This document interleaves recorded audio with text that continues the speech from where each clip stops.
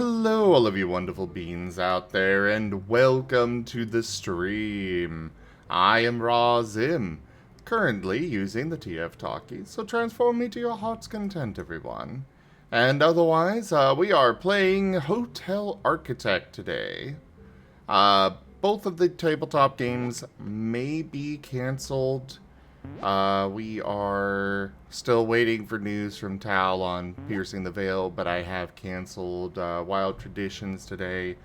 I'm having a gout flare up and kind of not able to properly run the game because of it. So, yeah. But yeah, if you guys can help with the gout thing, I've set up a tip goal for I that. command pure chaos! Kinda. Ducks_all_around has turned the entire chat into Pokemon. They can only talk like a Pokemon of their choice for 4 minutes.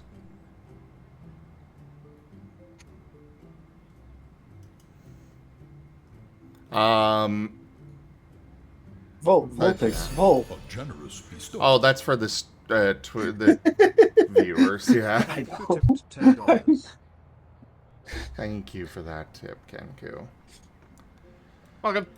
Yeah, unfortunately, there are things like order minimums for what I need to get and such, so I can't just, pick up what I need for $10 and call it good. No, I gotta order, I think it's $40, and then there's other stuff I gotta order, and yeah. I hate this, but thankfully it only pops up like once every 3, 4, sometimes longer months. Fox Fiendaji tipped $5.27. Thank you for the tip, Fox Fiend.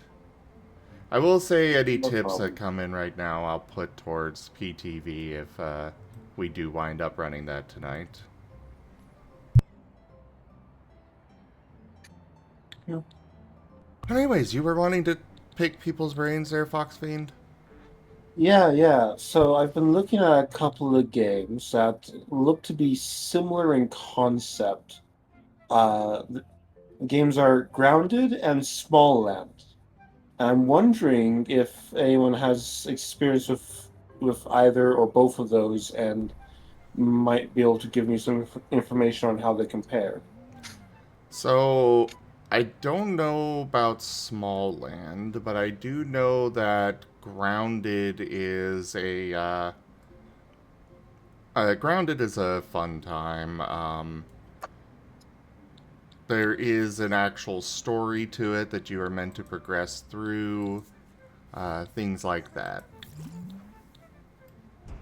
Okay.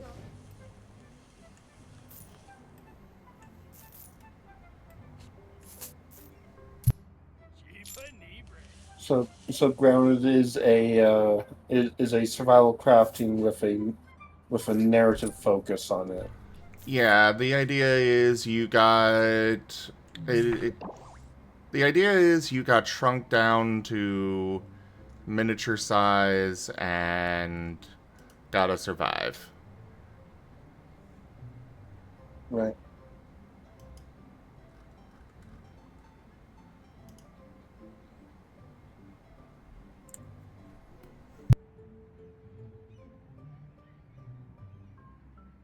And given the lack of other responses, I'm guessing that you guys don't really have.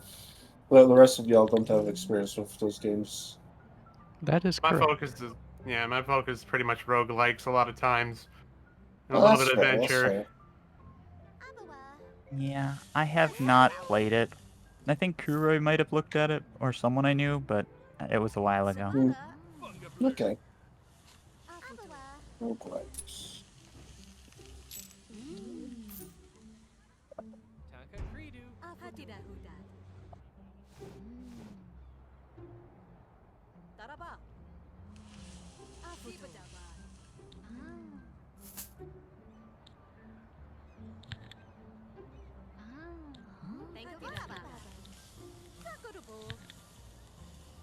So that's something. There's no way for people to realize that that one of those cards has been played if they show up to stream late. Poor Candy. Unfortunately, but it's also not strictly enforced. Yeah. Yeah. It's just fun. Yeah. Hey, Kenku, you said that you were focused on roguelikes, right? Yeah. At least Yeah. I seem to have fallen into roguelikes in various ways. Are you familiar with the game Raven's Watch? Not actually. No, I've not heard of that one. It's a roguelike that draws its characters from various um, fantasy media, fairy tale media. Sorry, fairy tale media. Okay. So it's got characters that are representative of Little Red, from Red Riding Hood, of a character that's like the Little Mermaid, I think I've seen some. Aladdin. Gotcha. Yeah, I think I've seen a little play of it. I think I know. I think I had at least one streamer I've seen play as Aladdin at one point. So. Yeah. I believe one of the characters is Sun Wukong. So, yeah. But yeah, Like the Wolf from it's kind of fun. It's kind of fun. I'd recommend taking a look into it. I've been playing it recently with a friend of mine. Cool. Yeah. Something to think about. I mean, it's here and there on stuff. I do have Hades, and I do have a few different things like Hades is fun. Backpack Hero. So. Hey, Geeman, thank you, or congratulations on that 575 stream streak. That is a long streak. Hey. I'll be right back. I've lost my streaks a couple of times, and I have no idea how I end up losing them. Because I think I show up every day, but apparently I miss... Sometimes I'm not here for very long. I've been just doing lots of work. I'm back down to like a 7 stream streak, or like a 4. I wish there was a way to track your aggregate streams without worrying about streak breaks. Because that's what I'm more interested in. There's a way, supposedly through bots, but not through Twitch itself. Fair enough. Because I know there's a couple channels that have stream counters based on taking a reward action. I think one of them is you get a kobold every time, and another one is you do a daily doodle basically for each day you use the reward. Cool. I can tell you're looking forward to the Lost Hope. It has been a long Yeah, it's time. been a while. So I think I'm gonna go back to Dragon now that the card's over.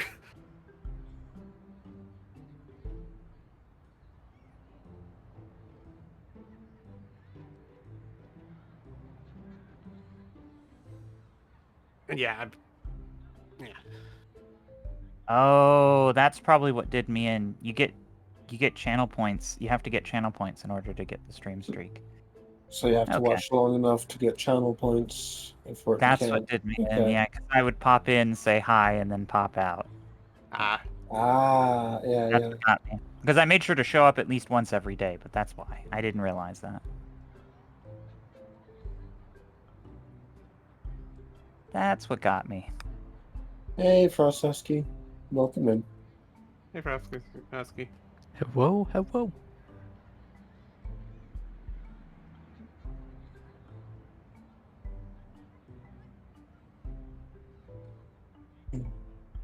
Yeah. So apparently there's no room on the ship to do science. No, we actually did. We figured out we was gonna share space with Ron the Bothan. Well, yeah. There's a mechanics area that you can medical area that probably can do science in. Yeah. This is gonna be fun. Oh, we're gonna have so much fun. As long as you're not breaking things, or else Ron might be a bit angry. Well, that's why you're there. That way nothing will break. Because if anything technical, I can just go like, "Hey, Ron, I'm working with this dual Hydron Collider, and I wanted to reverse the polarity.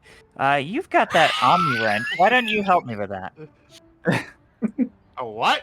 It's just a Regis. spinner. Regis is the What? mad scientist. I'm no Dr. Volt, but yeah. Dr. Volt is the only character I've seen that actually looks like a mad scientist, although I've never actually seen them interact, so I don't know what they're like. Oh, they are very much a mad scientist. Scientist. On the plus side, I have received the, oh, right, I should probably take the med. Oh, yay! Hope that helps. Yeah, tuna is supposed to help with it, so whenever it pops up, I order tuna salad sandwich from Jimmy John's, and holy shit, they're expensive. Oh, not nice. Ugh. Ooh, yeah, that. You know, oh, it's been over $20 for a 15 sandwich. Oh, wow. Plus, you know, another 15 for delivery. Oh my goodness, that sandwich better have some golden or tuna in it. It is a I wish it was nearby. 16-inch sandwich, so, you know, it is quite a bit of food. But it's still like, oh god. Yeah. I feel terrible when people have to buy delivery because it's like sometimes more than the price of the item. It's not cheap.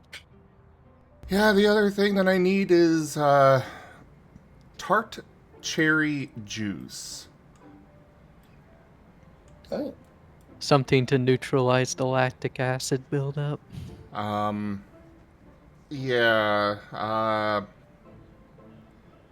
there's a lot of research.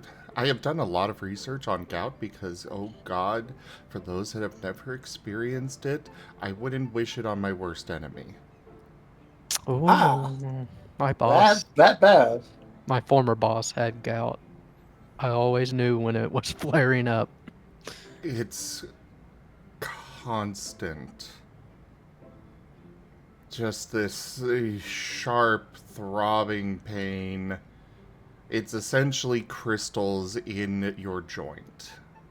Crystallized lactic acid built up in the joints. Which then causes an immune response, which causes inflammation, and which exasperates the situation. Yes. Mm-hmm.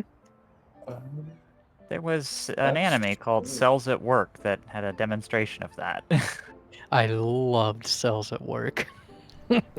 Gout is one of the most excruciating things there is out there. Thankfully, I've only got to deal with it a few days, but I get things that I need for it. But yeah, tart cherry juice has been researched and found to reduce the effects of gout quite a bit.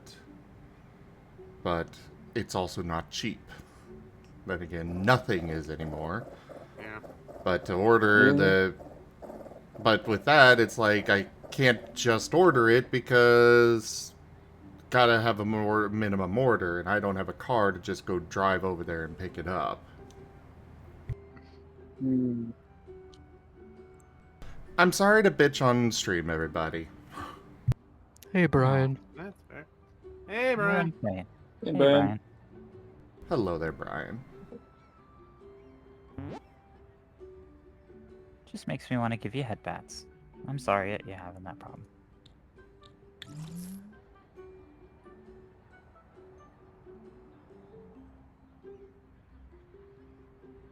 I'm just grateful to have you guys here to chill and help keep chat entertained while I'm just sitting here trying to stay distracted and vibe and stuff. What a way to be. Yeah.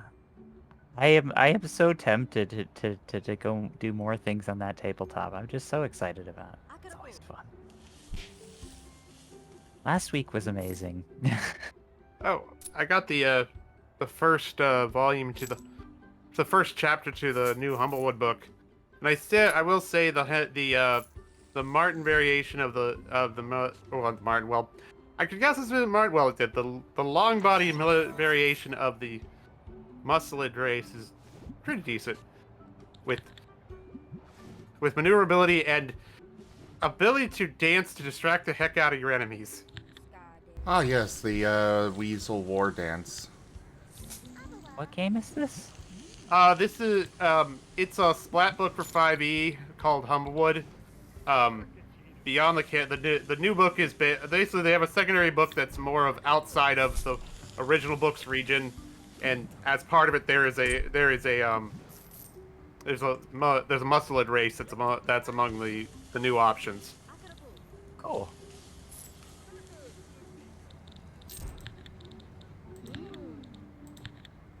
Just be careful, Brian, or you might be put back on a profile if you hope to do it. And, Brian, yeah, I'm dealing with a, gout flare-up.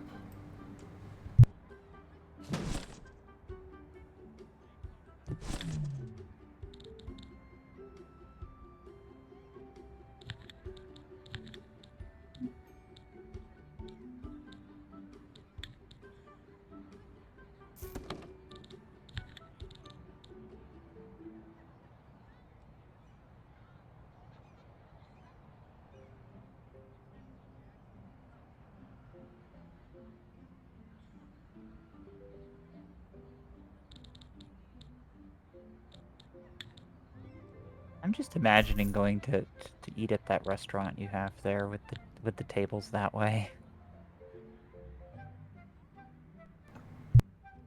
It works for the game, it works for me. Barely.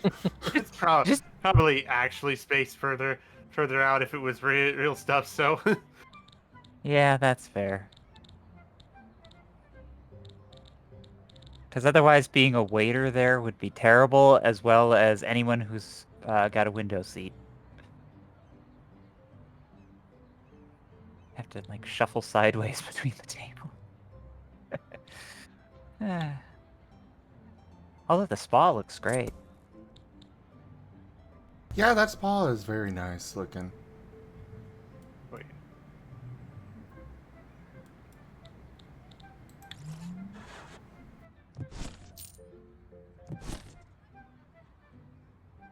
Duke. Yawning Marten?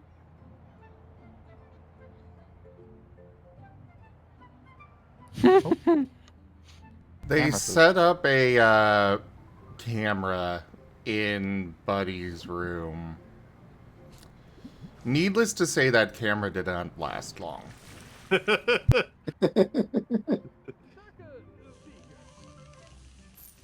I love how you can see the hose that they put around the cable trying to protect it from him, and even still, he wound up destroying that thing in about a week. Who's Buddy? I mean, I know he's the Marten there, but Yeah, that's Buddy. is he like a famous Marten? A lot of the videos that I have here are of Buddy. That's just his name, Buddy the Sable. Okay. Because you gave me the. That's pretty They've cool. got a full. They've got a few channels on it, and yeah, he's got a lot of watchers. You know. That's fair. Because I just thought they were just random videos from all across the interwebs, but that's even cooler. Now I know it's Buddy. Anytime you see the blue collar, it's Buddy.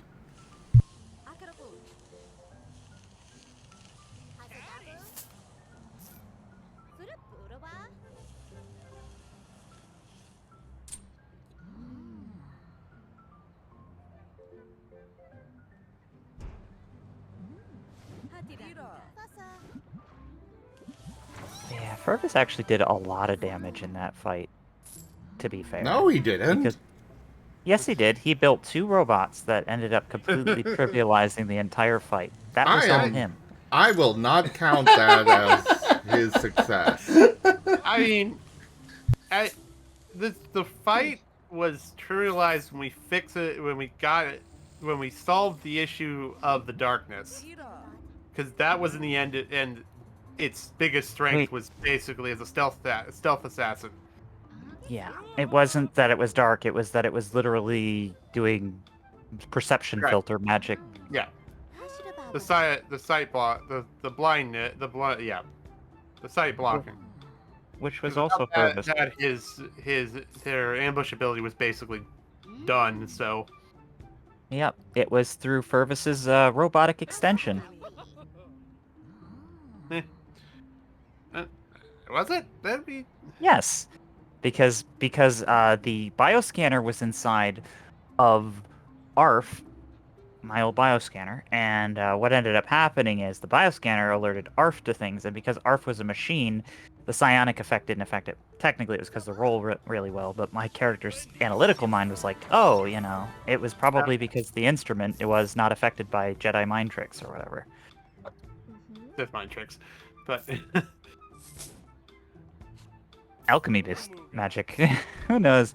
Point is, robots started beeping. I trust my instruments more than I trust my own senses, and Yeah. my instrument was going off and making the astromech react. So then I followed the astromech away from wherever the thing was. Also, it helps that I couldn't see in the dark very well, so I had no idea what I was not seeing.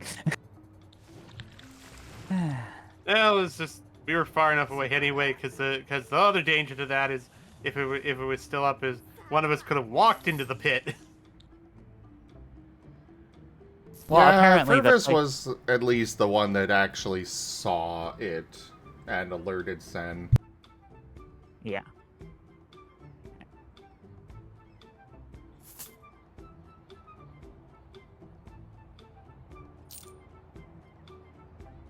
And also, your out-of-combat utility with Fervus is just astronomical. The fact that you can go, oh, well, I teleport back there and deploy, like, a camera, and then I teleport back, and then I start taking people one at a time across the map.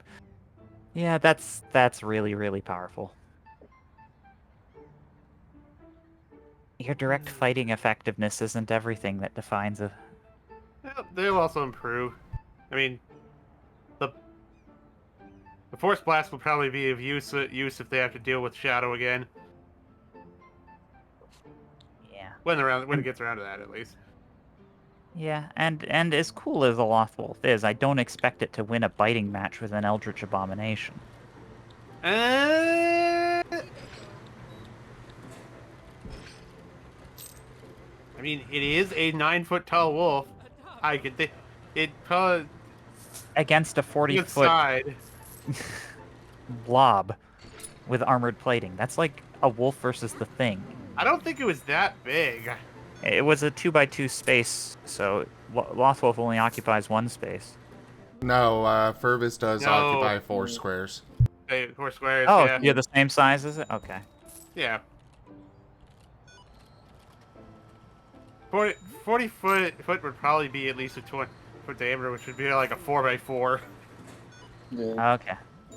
I just remembered it seemed bigger than all of us, so I was thinking that, It Fervus was. It was. It was. It was It was bigger in- than even Fervus. It was in Yeah, it huge was- category. Yeah. Just remember that Fervus is significantly larger than most of us, Well, yes. especially Amy. Yeah, I was gonna say, especially Amy and Enja. That's Or Ron. Enja. Oh, okay. Well, Barnaby. How Barnaby, big okay, is yeah. Ron? I thought he was 4'9". medium. Oh, He's okay. big. No, Barnaby is technically small class. Yeah, Barnaby is small, but that's still medium size. But yeah, Ron is not that big, not that tall. Yes, Barnaby, however, is medium weight class. Barnaby is heavier than you think. That actually doesn't sound unbelievable, being how dense Ewoks look. Yeah. But we did I'm a use walking pile of bricks. we used The used teddy bear Barnaby has weight. Yes. as a very dense but compact force scanning apparatus when we were deploying him down the cliff face.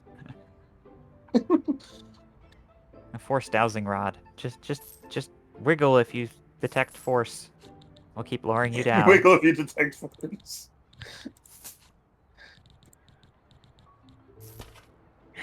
That was fun.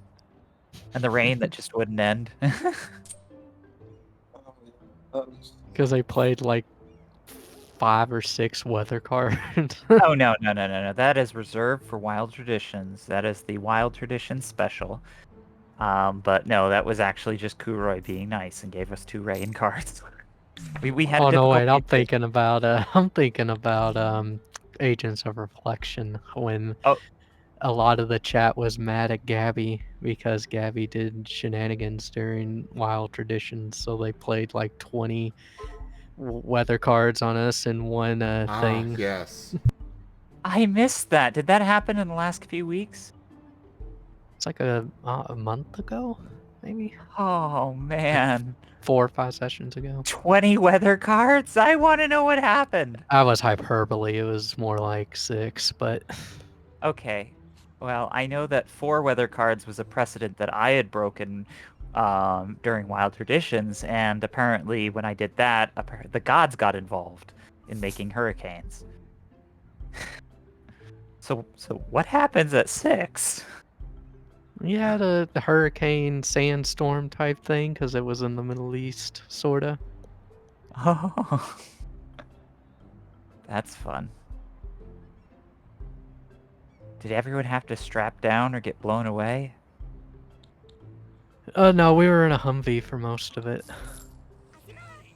Did you have to strap the Humvee down or get blown away? No. Although that was the session where, but it was unrelated to the storm. It was, again, because of Gabby. I was following them through, or David was following Sammy through a tunnel that Sammy was digging, and it collapsed on me. A collapsing tunnel. Yeah, that's the... Yeah. Damn. I think wish I didn't- got a wound from that because I went into the negatives. Oh, I wish I didn't have work to deal with because I would totally watch these cool tabletops. But at least I have the one that I am always part of, and then I have the other one, what I usually try to watch, Wild Traditions. And that's where all my storm cards go. It's a good thing too, because you might have had 8 storm cards if I had seen that trend at that time. So be glad I don't watch that tabletop right now. No, I'm kidding. I would love to watch it.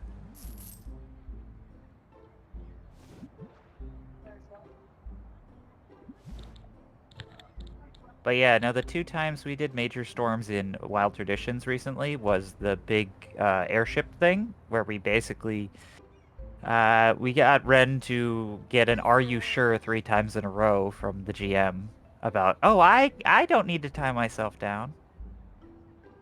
And then and the second one was when one of the gods of evil, forgot what it's called, but it's like this evil Pokemon that's like super Giratina. villainous. Giratina. Which doesn't sound super villainous when you hear the name. Giratina got mind controlled with a control collar of some sort, and it was attacking, I believe, like an earth deity inside of a volcano. And it was causing... Groudon. Yeah, Groudon. And it was causing a volcano eruption, which is considered a weather event. So somebody, and it wasn't me, decided to deploy a weather card during that. And then Zim accidentally said the magic words, which opened the floodgates. He said, well, technically this would be a weather event, so yeah. And it was over from there. Because volcano eruptions can affect the weather. Oh yeah, and it was also like magical weather, like Giratina's involvement was causing like antimatter lightning, which was like striking stuff and causing it to cease to exist. So God. And you know, you have this was all taking place in this like really high-end fancy resort that was just full of like lavish facilities and like really nice things, and we just turned it into like the Jurassic Park movie. Nice. Because we ended up we played like so many cards so quickly, and one of the people tried to redeem for a discount coupon. which got turned down because they had to stem the flow somehow.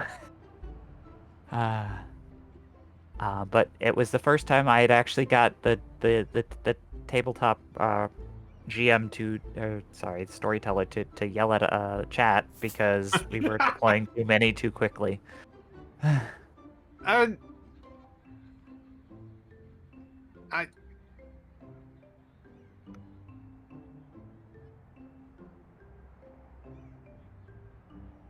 But to be fair, it was an apocalyptic level event. And Wild Traditions is known for those because, it's the story where there was a nuke that got dropped. Apocalyptic situations are forecasted in the weather outlook in Wild Traditions. So it's like on Friday we expect a nuclear detonation to take place, and on Sunday we have a massive volcanic eruption that will take place. So plan accordingly. Wear sunscreen. To be fair, there's actually like a fun oscillation to it that I found. It goes from like such extreme, horrible, terrifying things happening to some really just relaxing, chill, fun, good vibe moments. And what it reminds me of is those like disaster movies on VHS, like Volcano and all the other ones, where like the first half of the movie Yeah. is just like slice of life wonderfulness, and then And the then the second half of disaster hits. yeah. And that's what it felt like. Like they were at this freaking resort, and there was just all sorts of fun, creative characters and funny events going on, and everyone got free cell phones, and oh, and magically they're all super rich because Pokemon Gold is worth a lot in IRL resort money. So it was like, it was like almost like a comedy of, like that old movie Beverly Hillbillies. And then I like you the Beverly Hillbillies. It's a movie, and I think they turned it into a series, but fair enough. The Beverly Hillbillies was a good show. Yeah. And I guess I would, from what I know, I wouldn't call. You're probably true, Wing Zero. You can't really call him evil. Heck, one of the characters is a disciple of them, which I didn't see the thing, but I'm guessing. No. Not happy at all. Giratina is definitely evil. Okay. Or Also, I don't really do in alignments, but he would be the closest that we'd get to an evil character. Even compared to Darkrai? Spoilers. Spoilers, eh? Okay. to be fair, though, I mean, you have Disciples of Asher.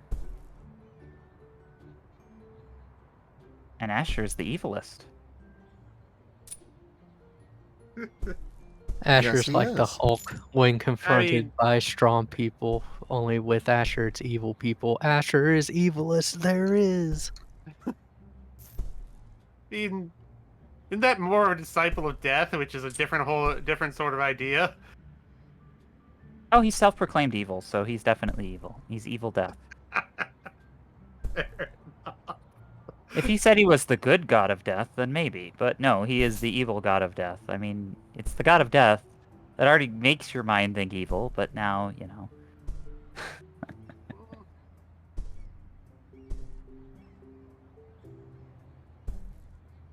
Nobody wants to die. No, but death comes for all. Exactly. Death, Oh man. as a concept, is not inherently good or evil. It's just Asher is evil. This reminds me of Final Destination. Anyways. Now making me think of the new faction coming in End of Eternities and Magic, where we have the white group, which is keep the light going forever, even if it causes supernovas, and we have the black group, which is the end is coming in time. Let's make more black holes and go to the next world. See, that's the god of rebirth if you're going to the next world. At least that's their belief in the next world. But more of it's bring the world to the end. They're push trying to along hasten the end. Yeah, they're trying to hate us in the end. Mm-hmm. That's In a fair. weird way I find the white. Well, for what we've seen, we find the white faction to be more of a but that's partially because the guy that was sort of the main adversary in the white side was a butt and also committed genocide. So It's hard to argue morality when one side wants to end all of reality, in which case it kind of invalidates the notion of the genocide in the first place because they're trying to commit an omnicide. well, no, the genocide was not. The genocide had nothing to do with the two faction clashes. It had more to do with an action that the guy took to basically attack the to respond to an attack by an area that they were searching in. Anyway, that's magic story stuff that probably takes a lot of reading to get more on. So That's anyway, fair. So the Also- villain leader is less charismatic, or more charismatic, yeah? As far as Asher goes, you guys should watch the, not last night's session, but the one before it, Data Anomaly Hunters. I really ought to. I want to watch your tabletop. There are So things much. that were revealed. Oh, that's fair. I knew they were building up to it. I feel like I stirred some of that up with Discount Bin Greaves. A little bit. Sorry, it was bootleg Greaves. He was software because they're in a digital world, right? It That was was my grooves. thought. Yeah. yeah.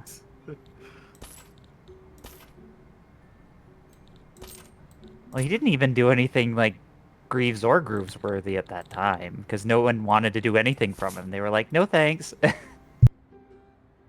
we don't deal with Fae. Goodbye. No solicitors."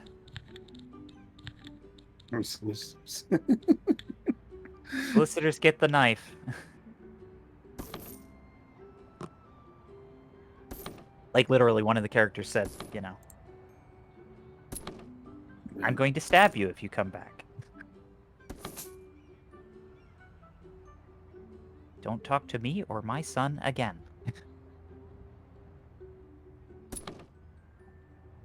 It just made me think of those memes with the big dog and the tiny dog looking disappointed.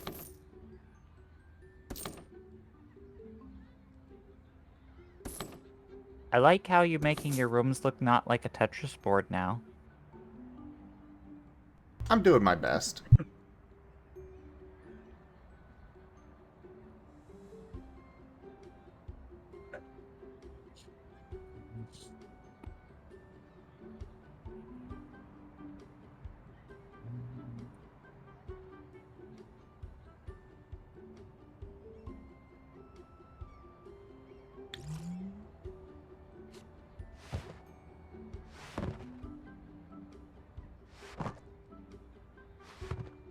I just gotta do this all slowly because I only have so much money coming in.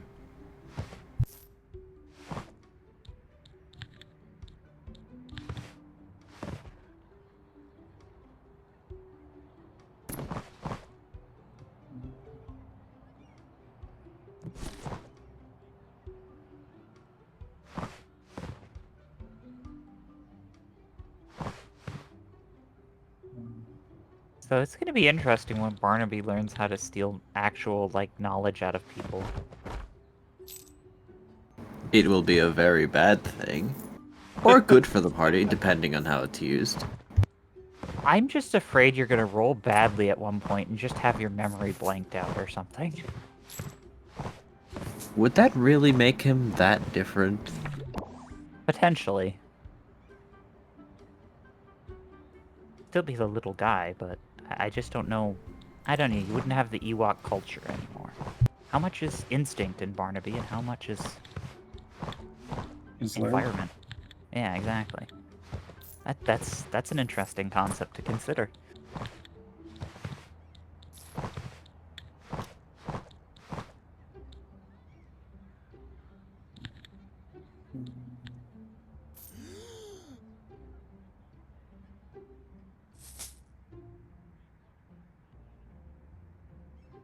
Also, yeah, Barnaby is able to like sneak into Pokemon worlds. All he has to do is get like a piece of white like construction paper and just cut it into the shape of a C and staple it to his forehead. Ah, yes, Oh, dear. that. I'm sorry, what? Barnaby Barnaby. snuck into a Pokemon world. Yeah, Barnaby cameoed in last week's Wild Traditions. Ah, okay. And introduce the himbos to Empire level sugar. Super Concentrate. hyper concentrated sugar. Yeah. That was one of those more slice of lifey episodes, but it was great. He We got also to- threw Nova off a boat. Nova threw Nova off a boat. But No, yeah. also threw Narashi off the boat, if I recall. No, that was the mock diamonds that did that. So Nova was traveling so fast that it created a shockwave. that sent Narashi just flailing into the air. And I redeemed my first ever ephemeral influence on a medium to break the railing that Narashi was hanging onto. No. Oh no. He's fine, but yeah, Narashi wants it. It adds to the list of why he wants both him most likely to die at some point. Yeah, the energy was so intense that it literally started picking people up off the ground, and Narashi was so nope that they just bit into the ground to hold themselves from getting pulled into the Oh, that's what that was about. I gotcha. the sugar singularity. It was a Barnaby ritual powered by sugar. A lot of sugar. He did not think of the consequences of his actions when he just took out his bag of sugar and quite literally poured it into their mouth. Yeah. Hello, like- Ido. So Barnaby has found himself squarely Hey, I on know. Narashi's no-no list. And everyone just thinks he's a Tedderosa because he's got the crescent on his forehead. Well, I mean, more than that, he's definitely not as fluffy. Well, he's definitely not as fluffy as he would be in the normal realm. Maybe he is, because you do have variant Pokemon with lots of flair. So I could totally imagine a fuzzy Tedderosa with a crescent on their head. Well, I think Ido drew it as part of that. Fair So enough. Fair enough. It's also the phenomena where an individual's brain is going to interpret an image to the best of its understanding. So True. an Ewok in the Pokemon world would appear closest as a Teddy Ursa. I mean, Right. yeah. I wonder, what would happen to all of us. Each of us are very different characters, and his was very easy. But, is there, a ferret or otter Pokemon for Krill? You. There are Weasel. a handful. Weasel is an otter. As for ferret, there's Lanoon. Furret. Yeah, Yeah. Linoon. Or ferret. Or for it. Mhm. Also, pat the Hito. You are good, Fluffy. Hi, Ido. Oh yeah, Oshawott is also otter. Yeah, Oshawott. Yep. Marshall's an otter. I think Regis is the only one who could get away with it, but he's got to be careful because he could end up just ending up as a ditto in there. Either a ditto or human. or I don't know, maybe an elegum. An Allegan? It's one of those Just like alien. so alien Yeah. looking Pokemon. Yeah. Yeah, like Deoxys or something. Ron, I have no idea. He's kind of weird. Both ends are kind of weird for that sort of comparison. It's like a lion type thing. Well, there isn't. There's Pyroar. I guess. In a weird way, the thought in my head was more Meowth, but. Or Persian, yeah. I think a bigger Litten. trouble, I guess is there isn't really a bipedal lion in that or cat in that sense outside of me. Torcat. And if you wanna and be- yeah, and Torcat and the base level of Leapers. Oh, not Torcat. It's Cineroar. My bad. Cineroar, yeah, that's the one I was thinking of. I will also Yeah. remind you guys that variants exist. Fair. Yes. Yeah. You're the galaxy far, far away variant of this Pokemon. Midnight is a variant.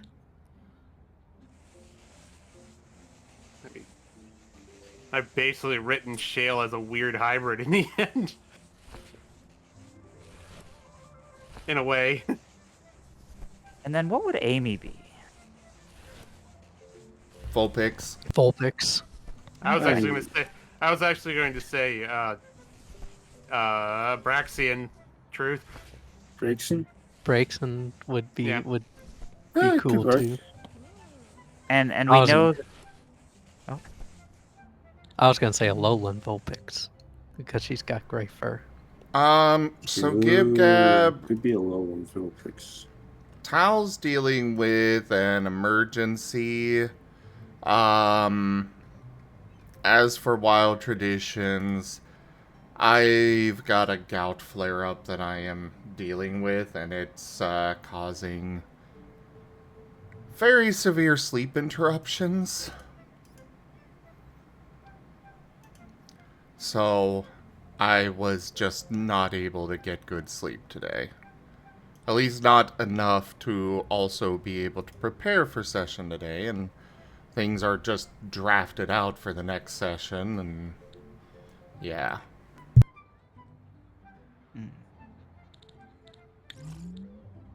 Which, again, guys, I've got a tip goal up to help with that if you all can. I need to get some things. I already got one thing, but I took it out of rent money for it, but I need more to get this taken care of, because can't go to the doctor without insurance, and the meds I've got are only so effective because they're technically expired.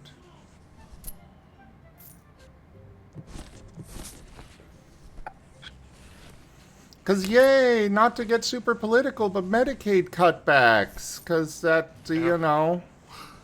Yeah. Yeah.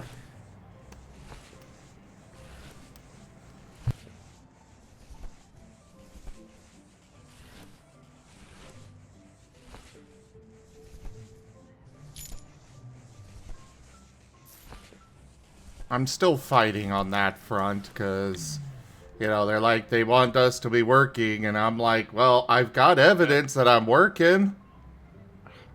Come look at my stream. I am self-employed. Hey, But, yeah.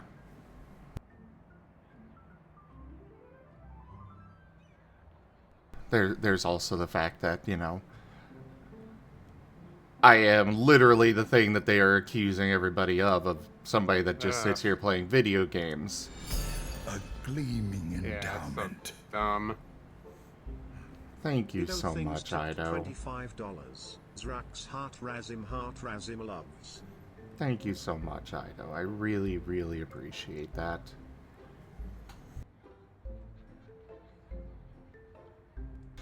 Yeah, they don't really care that I am actually, making a living, albeit somewhat barely, with this, but they just look at it as, oh, you're playing video games.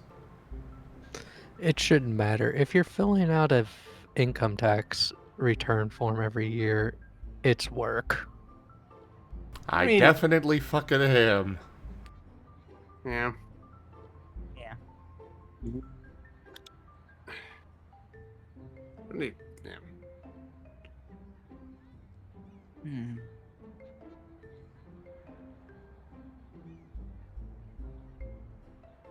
Sorry to hear that, Zim. But hopefully everything will work out for you. I think his Pokemon, Zim's Pokemon, would probably be a Lycanroc Day variant for Furvis. Mm-hmm. And as for Arf, that's a tough one. What is the Pokemon equivalent to an Astromech? I was thinking of a lot of metal steel types, Magnemite. but yeah, but they fly. So does he. That was my original thought. Yeah, he has jump jets. Yep. He has a fly speed. He Okay, I has thought that flown was before. like a jump. Like a jump jet usually doesn't sustain flight. So that's interesting. Depends on propulsion. Then it's called a hover pack. But yeah, fair enough. I didn't realize... you're right. I did see him fly. I saw him fly in combat when we were fighting the stormtroopers. He literally went up there like a stratagem from Helldivers and just started raining lightning down on. It reminded me of the lightning... I should just name that thing Arf. The guardian doggo I carry with me in Helldivers. It does the same lightning attack. And Zim can attest to it. He's experienced it firsthand.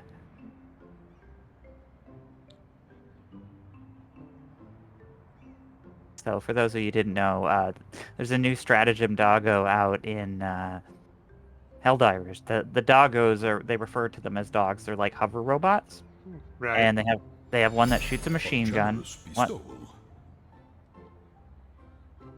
Oh, thank you for the tip for the... $10. Just pretend there's 5 more zeros. 3. Thank you, Gib Gab. Yeah. Oh, that would be something. I think you'd probably give Zim a heart condition if that happened.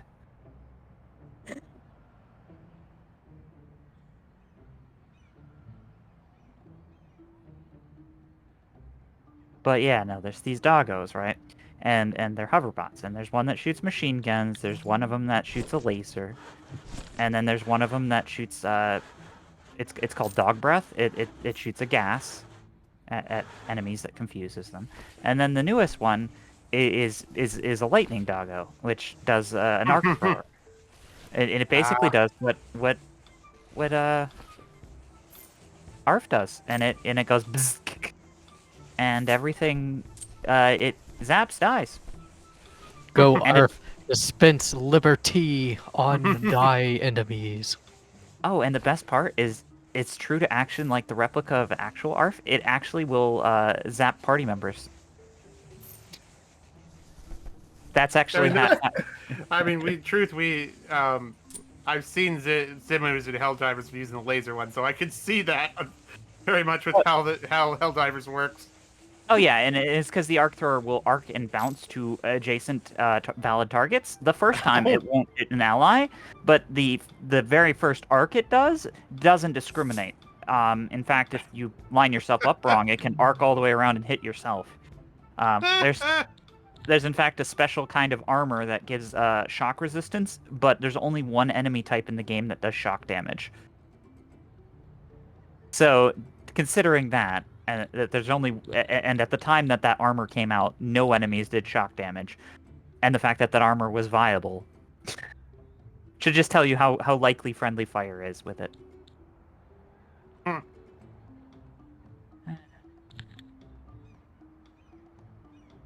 I jest, though. I mean, I know at the time Arf was actually trying to kill me because he actually hated my guts, not because it was a misfire. But, Well, you know. Yes? it was more of you were threatening Furvis, so. Yeah. But I didn't realize I was threatening Furvis at the time. Yeah. Well, you look. Well, that's learning that was a teaching moment on the laurels of privacy. Yeah. I'm very glad we saved Furvis. Yeah. Oh, yeah.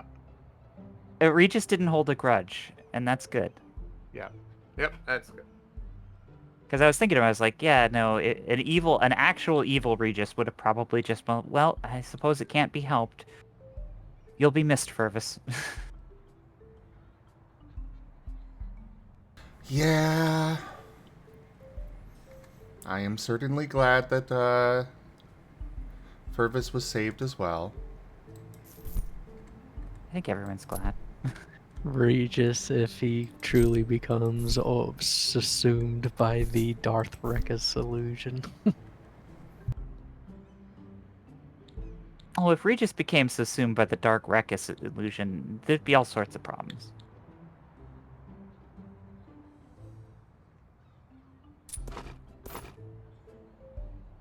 No, there wouldn't, because Krill would evaporate him. But Krill would evaporate him? Doesn't she want revenge on all those stormtroopers? What if Rekus Regis like offered her a way to get revenge on the Empire?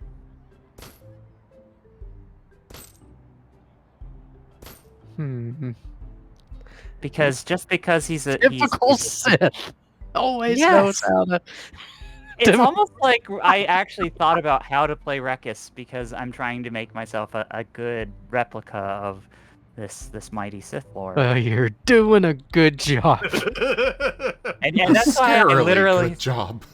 Yeah, that's how it's like you were telling me about your.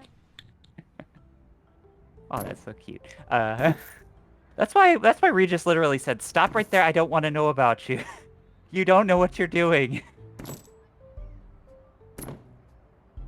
If you tell me about you and you make me care, I will learn how to make you care. And you don't want me to make you care.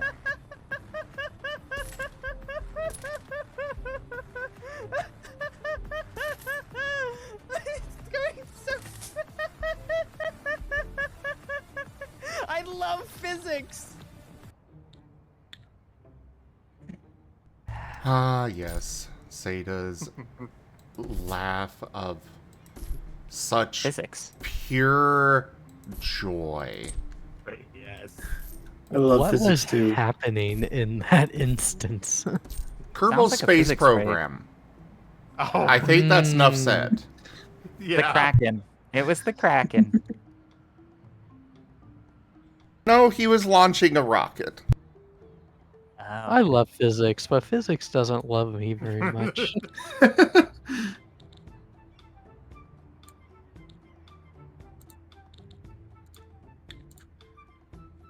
Yeah. No. Rekus would definitely. The problem is if Rekus really did take control, like he probably wouldn't act all evil and villainous to you. In fact, he would try it. He'd get unnaturally sympathetic and concerned with your plight, and he would make it his plight, so long as it served his ends. Because then you would go to bat to hit for him because you would feel empathetic, and he would just do the old Palpatine, not Palpatine. Well, yeah, early years Palpatine trick. And he would justify everything he did under some sort of moral veil of righting the wrongs, and you know, the only way you're going to have justice is if you have strength. And he's trying to give that to you. He's your friend. It's scary how much thought you've put into this, Garu. So, welcome to Guru. He overthinks everything. Stays in your what? Yeah. Okay. Is it overthinking though? I bet Taldarius is way worse. Is it though? Maybe. Maybe. As I think about the half an hour layout about the fortification defense. Yes. I remember that. If Regis actually did go full Sith, like, he'd actually get a lot more pragmatic and a lot more helpful to the people that are directly influencing his survivability. So, chances are, like, anything he'd research, he'd give it tangible benefits for, like, the Captain Amy. Like, this will help us do this or that. This will benefit us this way.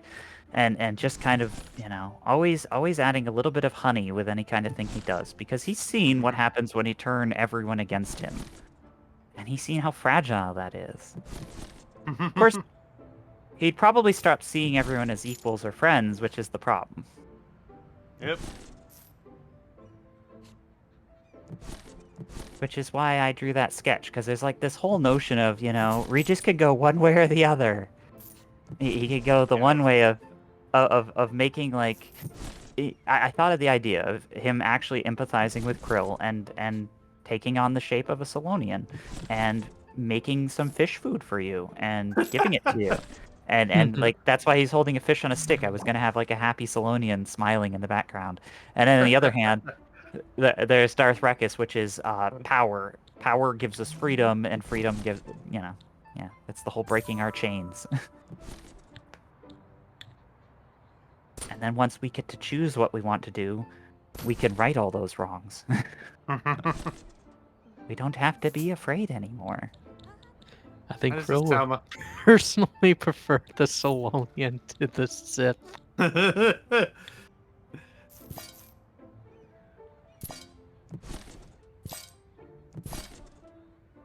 the Sith are evil doo-doo heads. Well, that's what we say. Are they really evil? Evil is I don't know. subjective. Sidious was pretty evil. There were evil Sith. There potentially were evil Jedi. So by Star Wars canon, every Sith is, well, not canon. There is a little bit of grayness to it, but it is pretty cut and dry of good versus evil. Mm-hmm. I mean, that is the theming of the whole story of Star Wars, good versus evil.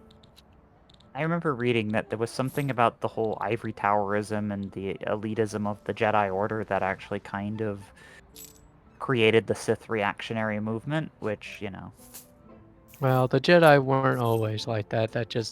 They got reveled in their own dogma. Yeah. So, like, it boils down to the old adage of absolutes are bad.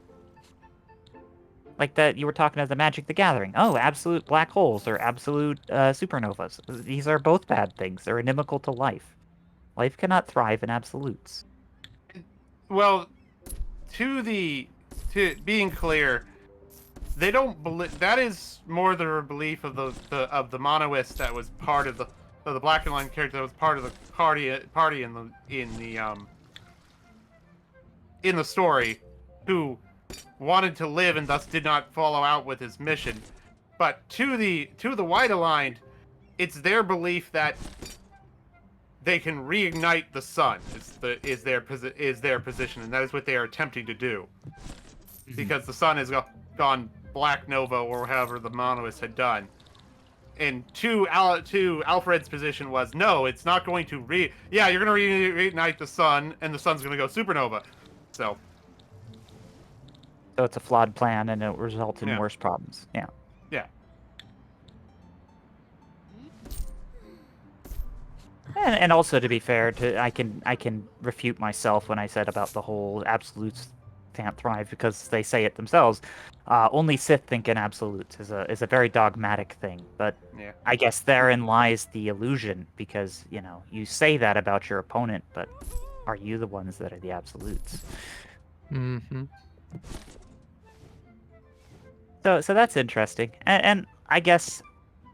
I don't know. I'm happy whatever happens with Regis, as long as it's interesting. Yee. We'll make but, sure it's interesting. Oh yes. Oh, hey. Welcome in, Conrad.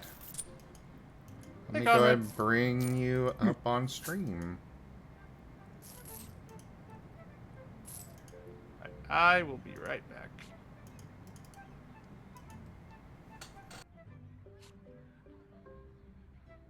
And there is something fun about putting on like a Rekis mantle, because then things don't seem as scary. It's like putting on a piece of armor, and that is very much a Regis thing to do. Ooh, look at that, it's almost done. Yeah, the Furvis model is... It's coming Nice. along so good.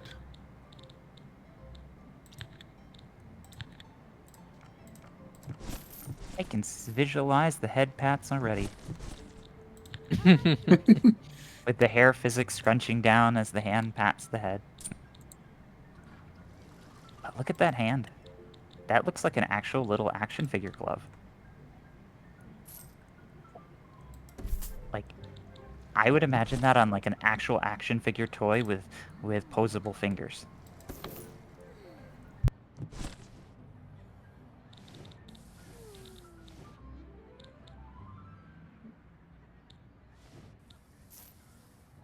Try not to cut anything. That's the one thing. Like, Anthropurvis has a bit of an issue with his left hand literally being a glove of knives.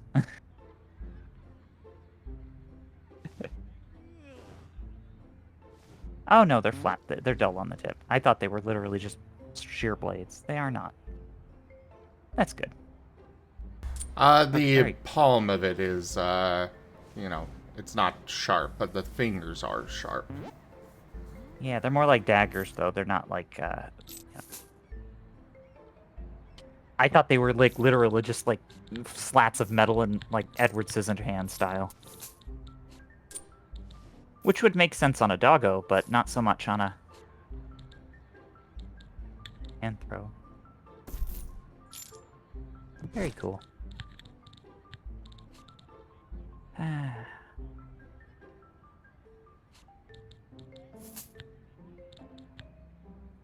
See, now we gotta figure out a way to turn you anthro.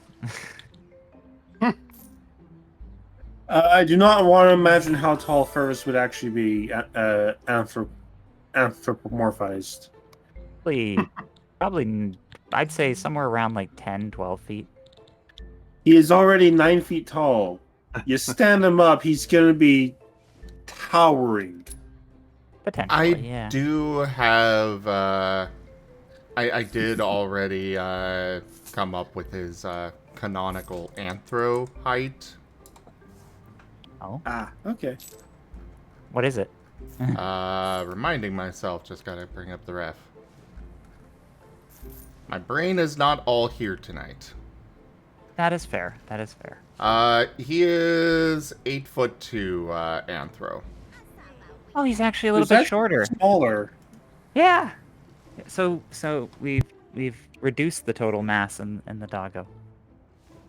But at the same time, he is arguably more deadly. I could see it either way. Honestly, I think the feral is always going to be more deadly. It's literally a wild, powerful form designed to do a lot of damage. But yes, All right, the anthro has counterpoint to that. Humans are the dominant species on Earth. Yes, but not because of our physical prowess, but our ability to use tools, which Feral Furvis has already bypassed using the paw glove. But he cannot, for combat He can't wield a lightsaber. Oh, I just imagine. I'm imagining that. What's that Sif? That dog in Dark Souls. I actually make you think of what. I mean, I can't. I went straight to. I can't remember if it was Guns and Zoids. There's a bipedal pedal that had a mech that had the blade in the blade at the point of his teeth, basically. That would be bad. They would Well, have to only basically- deploy. Yeah. The only way that would I mean- work is if. Yeah, go on. No, go ahead. The only way that would work is if it deployed only when the mouth was fully expanded.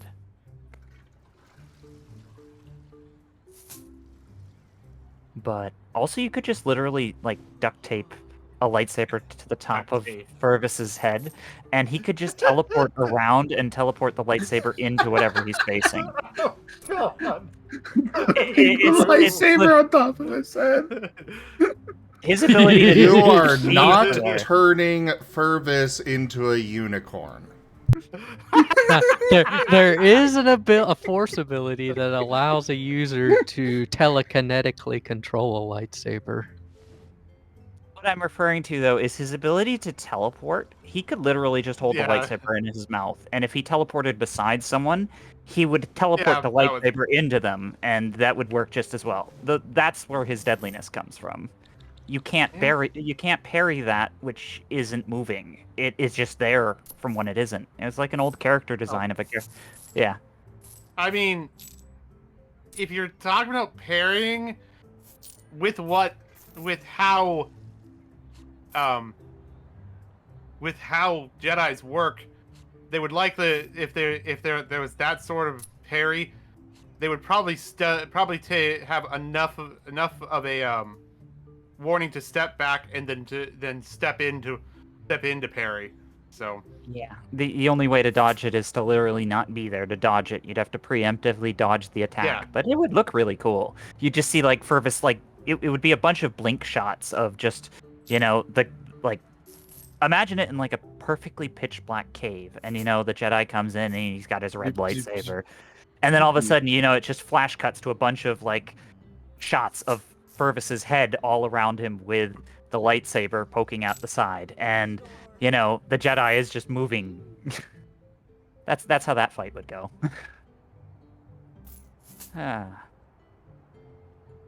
But as far as I was aware, Feral Fervis was going to attach lightsabers to his claw. I keep arguing for that with Tal. Tal is saying no.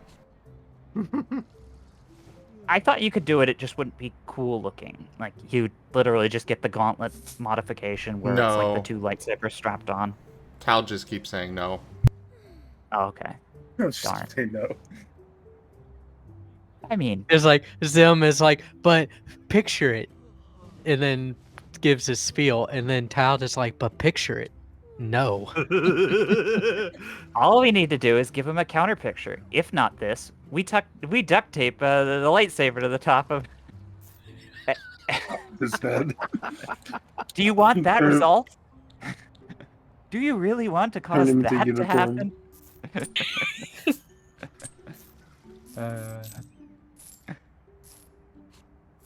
The terrible thing is that Fervis is white, so it would totally be a unicorn.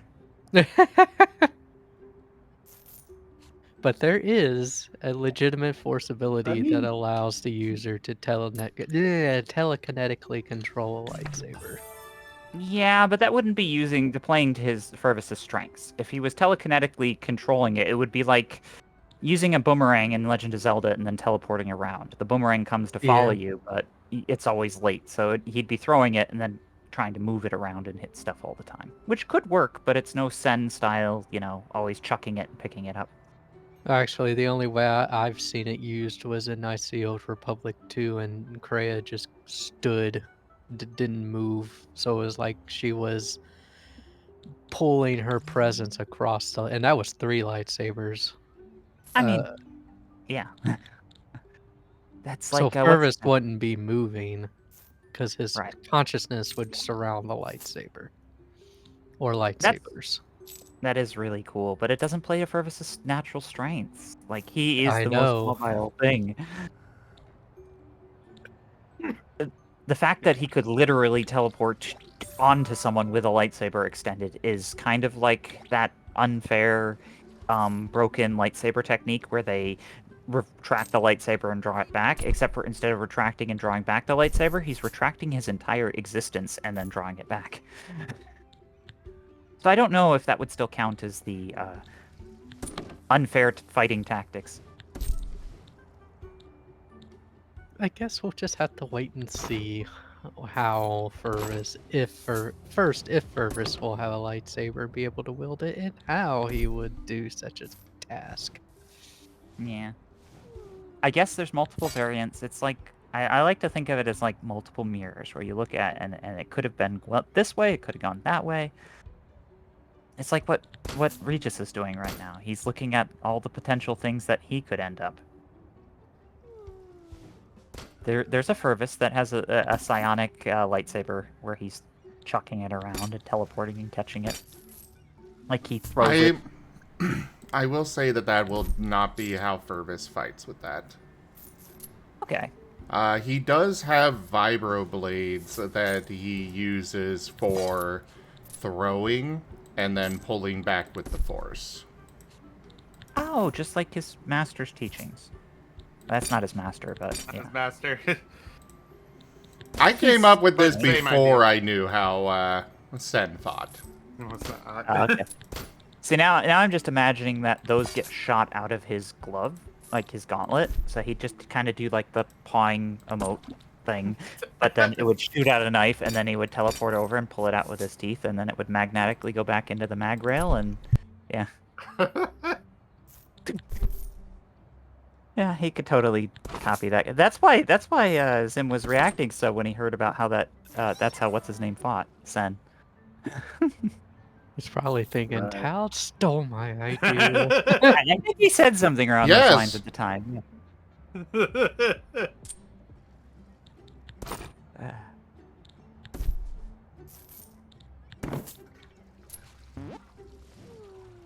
Meanwhile, Regis contemplates how to steal everyone's ideas. What? Oh, I did it wrong. Oh. And I found out, like, technically, Regis would have probably been a better designed character if he had gone with, like, Primeval Feet alternate form instead of Primeval Feet shape-shifting. But I'm pretty sure Primeval Feet alternate form either wasn't there or I missed it when I made my character. But either way, it's cool. I like shape-shifting more. So, Primeval Forms was not there when we started this. However, I will point out that you would not have been able to...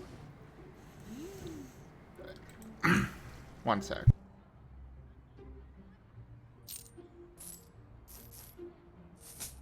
So, when it comes to primeval shapeshifting versus forms,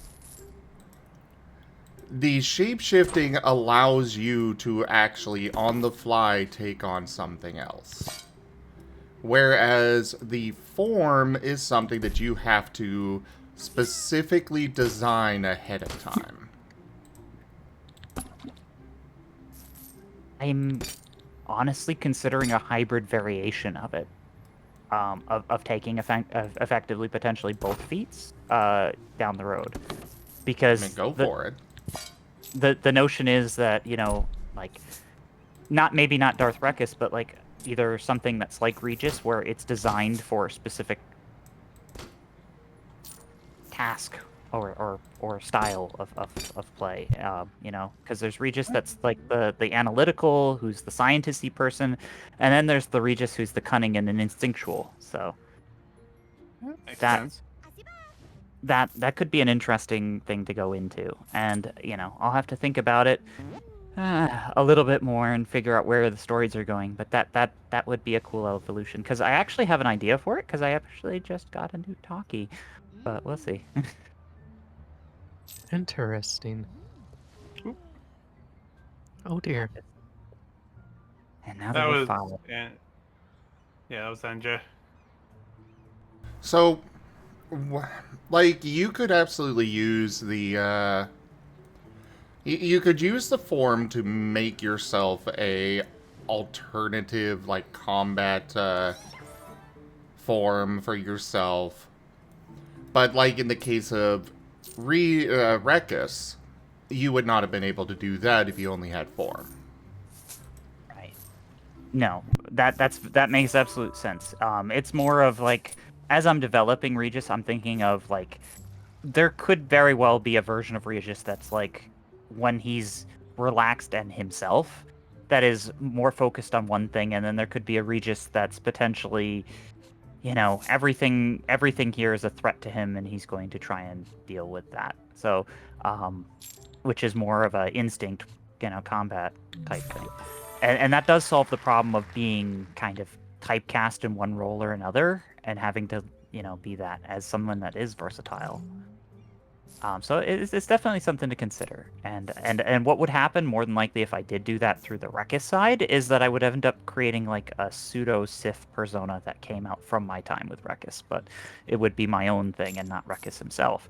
But it would have been based off of the influence of Rekus if I went that route. Or it would be the other way, which would be it's more based off of how Regis acts different when he drops the Regis, because technically Regis isn't Regis's name. It is one of Regis's names.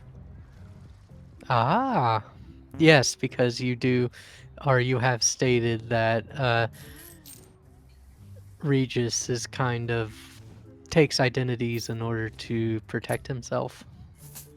Yeah. It's kind of something that's starting to change because he kind of opened up to you guys and got, bit in the face for it, but he did actually take a risk doing that. Regis is effectively just the one identity you guys got to know that he made up on the fly before joining this party to do what he's chose to do, which effectively means that Regis is kind of a mask, but even when you're wearing a mask, some of your personality does bleed through. Everyone is wearing a mask. That's the whole point of one's persona. To use Jungian psychology. Wow. That is very fair. I was actually thinking about that. I could get into the depths of psychology of Regis and the concept of having access to infinite numbers of form, but being subsequently unbound by it and effectively being lost in the infinite possibilities. You're everything, but that makes you nothing.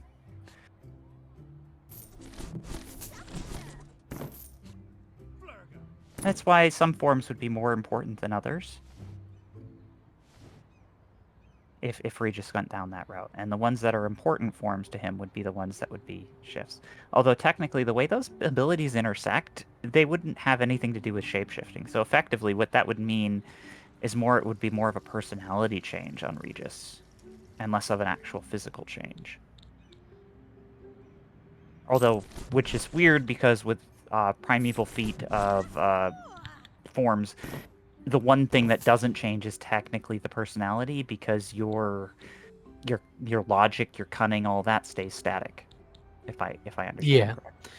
Your form changes, but who you are is still the same. But your other skills, your learned skills, and all that other stuff can change, I think. Yeah. Which would denote otherwise. So it's a weird paradox. So if I did it, I would have to basically think about it and come up with an effective hand wave to make it make sense. And that's, I'm in this tabletop to come up with things that at least make a little sense if I try and do them. Nice belt buckle. But yeah. That's why Ampro Purvis is going for the smuggler look. Well, actually, it was more of a, I was drawing more, inspiration from, like, a scrap worker. Yeah. Yeah. It's kind of similar clothing. But yeah, I get that. I get it. It's still very, very cool. And Have you I am guys so. not looked at his ref sheet, by the way? I mean, I've looked at it, but I've looked at it, but I've done a lot since then too.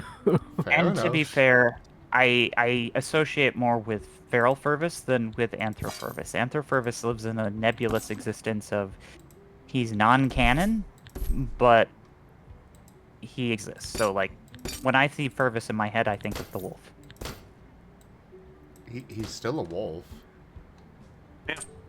Yes, but I He's see just- the 9-foot wolf that teleports in front of my face, and you know. He sees feral wolf, not Yes. anthro wolf. Exactly. The feral wolf who jump scares Amy occasionally. Jump scares I think everyone. he's jump scared everyone. Except for Barnaby. Yeah, I mean, well, try biting him. That'll help. Oh, no, he might actually. Never mind. This is Barnaby, so never mind. Don't do that. He might find a use for that. Hey, walks Barnaby likes the pain. no Pain fear. helps in magic. Yeah, that's why he runs into fights. Barbarian mentality. Because everything in their home can kill them. And are much bigger than they are. Which you would think would promote, like, prey behavior. Hiding, concealing. No, they are hunters for sure. And they're very resourceful. Well, then you would think pack mentality, you know, strategy.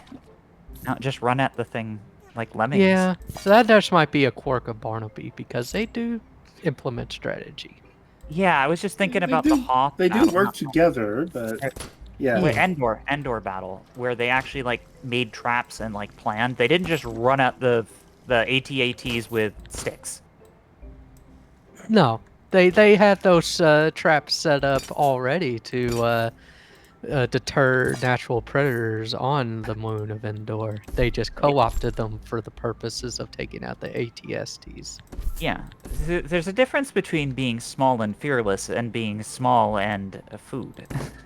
They were smart. They were smart enough to be able to defend themselves. It's just Barnaby's a little gung-ho. Yeah, for a little bit I thought maybe it was just because the rebels got to the planet before the Empire Also, did. something to keep in mind: don't fall into Planet of Hats. Just because a large amount of a species falls into a stereotype doesn't mean that it is universal. There are outliers. Right. The only reason I ever mentioned it was because Barnaby uses that as his justification for the action. So, honestly, if you look at humanity, from an outside perspective, I could absolutely see aliens thinking that all we want to do is fight each other all the time. Well, yeah, you can just look at our history, be like war. True. Yeah. Endless war. Yeah. So yeah, a small sample does not set the rule for everyone. we look like the generic warrior race to the aliens. We're Klingons to alien races. You all right there, Fox? That statement. Now I'm playing Valheim, and sometimes I get the timing right for blocking stone golems. Ow. Sometimes I don't. Ow. I love how you're. Sometimes I get it right. Ow. And sometimes I don't. Ow. That was totally the energy there.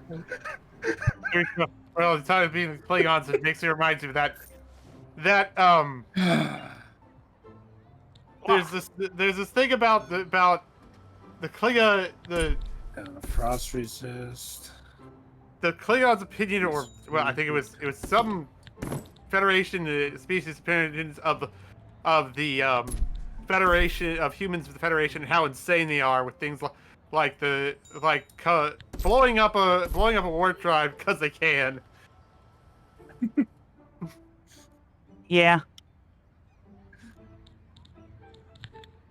They wanted to send a warp drive into the sun to see if they can make the sun go faster. Well, it's probably to see if you could weaponize it.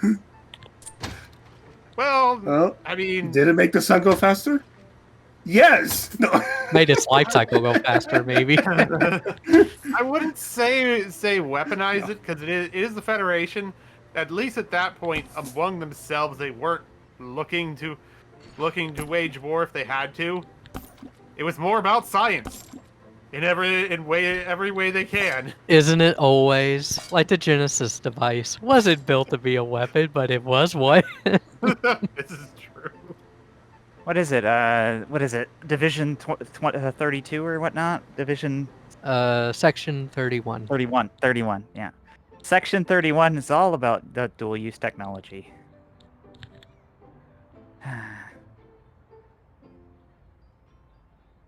But yeah, no. I'm kind of very glad that Krill bothered to get to know Regis, or at least try to.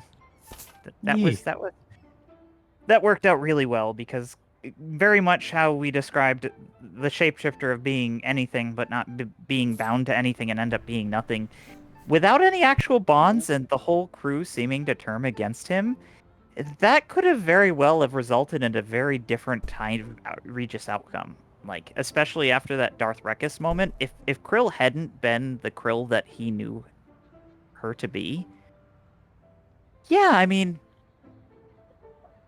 that just doesn't that just doesn't amount to a... By the way, Wing Zero, I'm sorry I didn't respond earlier. Kind of, sidetracked on things because trying to avoid being idle. But if you're still there, yes. Furvis fights with 2 lightsabers, though one of them is a pole lightsaber. The second one is smaller and is almost purely defensive oriented. I have to wonder, is there like a lightsaber shield? Like, just have like a shield? Like, have a shield, like a metal shield, but have like lightsaber emitter around the outside rim, and just have it like create a ring. Really. Oh. I mean, you have the stormtrooper containment clubs or staffs, but yeah, more than that, no. Okay. I guess I was thinking of, I don't know if you've ever played that old game, Phantasy Star Universe or Phantasy Star games. They had photonic weapons that were very similar in concept to lightsabers, but they could craft the photons into pretty much any practical shape for weapons. Oh, the One Piece character? I don't know about that, Wing Zero. I thought you were talking about Furvis. And yes, Zoro fights with 3 swords. One in each hand and one in the mouth. Well, I mean, Sif does it in Dark Souls too. Having a wolf character hold a sword. Oh wait, doesn't the Pokemon do it as well in Sword? Sword and Shield? Pokemon Sword? Yeah. Amazenta. There's a Pokemon that does it in Sword and Shield. One of the legendaries. That would be Zacian, not Samazenta. I don't remember their name because I didn't play Sword and Shield. Hey, Epic. Cute. That could be an alternate fervor.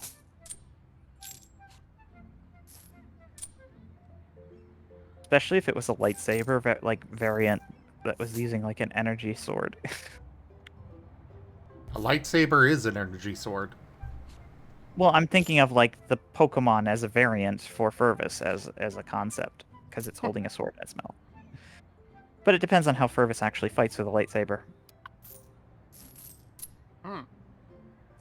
That would be interesting because it'd be a question of amount of awe of seeing a legendary he just appear out of nowhere. Which is fair, because that's what Furvis is. He effectively is, not to quote, but a unicorn. He's rare.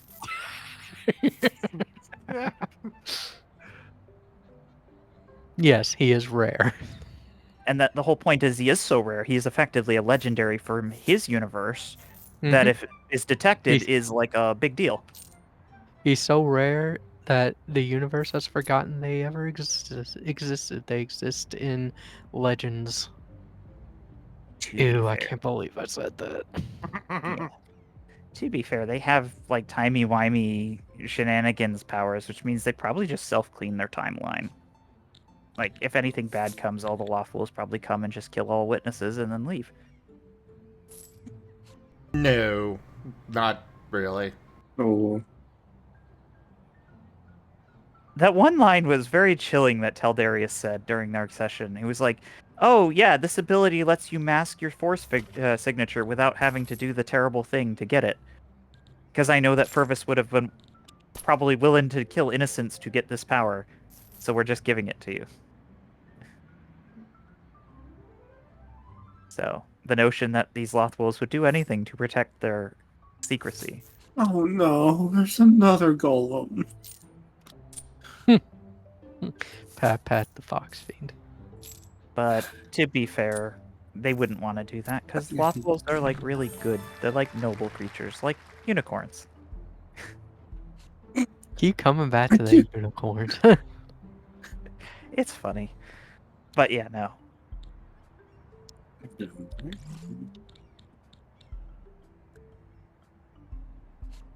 If they do something, I suppose they do actually have like It that. saw me.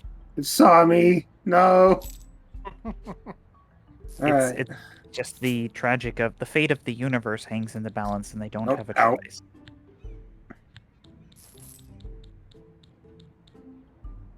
Because imagine if Palpatine did get into Lothwolf land. He did try. It Maybe would have he been a succeeded. disaster. You do realize if he did succeed, he's always succeeded. Exactly. But he never succeeded. So. Got it. Or maybe he did. Yep. It would be a universal constant. Staggered. Down. See, so knowing Palpatine, he probably already did, but he's concealing himself because if he doesn't, then the events that would allow him to exist in that timeline would have never come to pass. Now you're just hurting my brain. Too much timey-wimey. Yeah, well, I'm with a Hoovian, so I get used to it. You're Hoovian. that explains a lot. That explains a lot. Yeah. He is not a Hoovian. His boyfriend is. Yeah. Kuroi is the Hoovian. Yeah.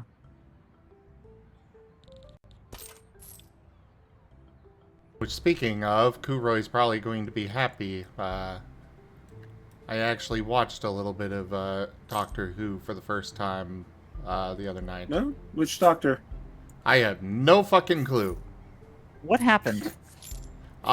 Some kind of lady that was apparently alien that, her whole family was supposed to be, like, exiled and executed or something, and I guess the doctor was going in and, arresting her? She came to Earth and, she came to Earth, killed somebody, and took their skin as a suit? Were there eyeballs in the sky? No. Okay. But she did have some device that apparently, when hooked up to the TARDIS, opened a rift on Earth. And also, she had poison breath. She could shoot poison darts out of her fingertips. And, yeah. Well, the good news is we did narrow it down to like one episode. But up until where you said that she connected a device to the TARDIS, at that point, unfortunately, I don't remember the episode. But I did remember a lot of episodes that sounded very much like that up until that point. Alien lady, who was a fugitive, who took someone's skin. I was like, oh, that was an episode that very much did that. It was one of the Christmas episodes. I mean, that's also something that Men in Black did, so... Alien woman took person's skin, the fugitive? Yeah, that's fair. It's a very common trope. Ella was a man, but... Yeah, I mean, well, there's men that do it too. Oh, it's a very... I don't even think you have the right series.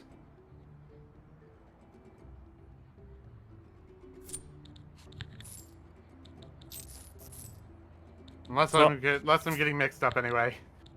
Well, we'll try again when Kure gets here, because he'll immediately recognize it, I'm sure. Maybe. Zim will get one word out and Kuroi will instantly know which episode it was.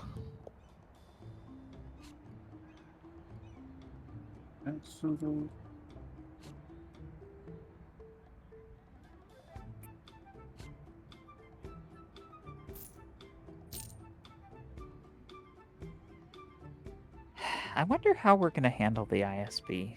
The only thing I can think of is just getting just the heck out of there. That's how most people deal with the ISB. All goes Avoid well, where the ISB will never realize that we were important.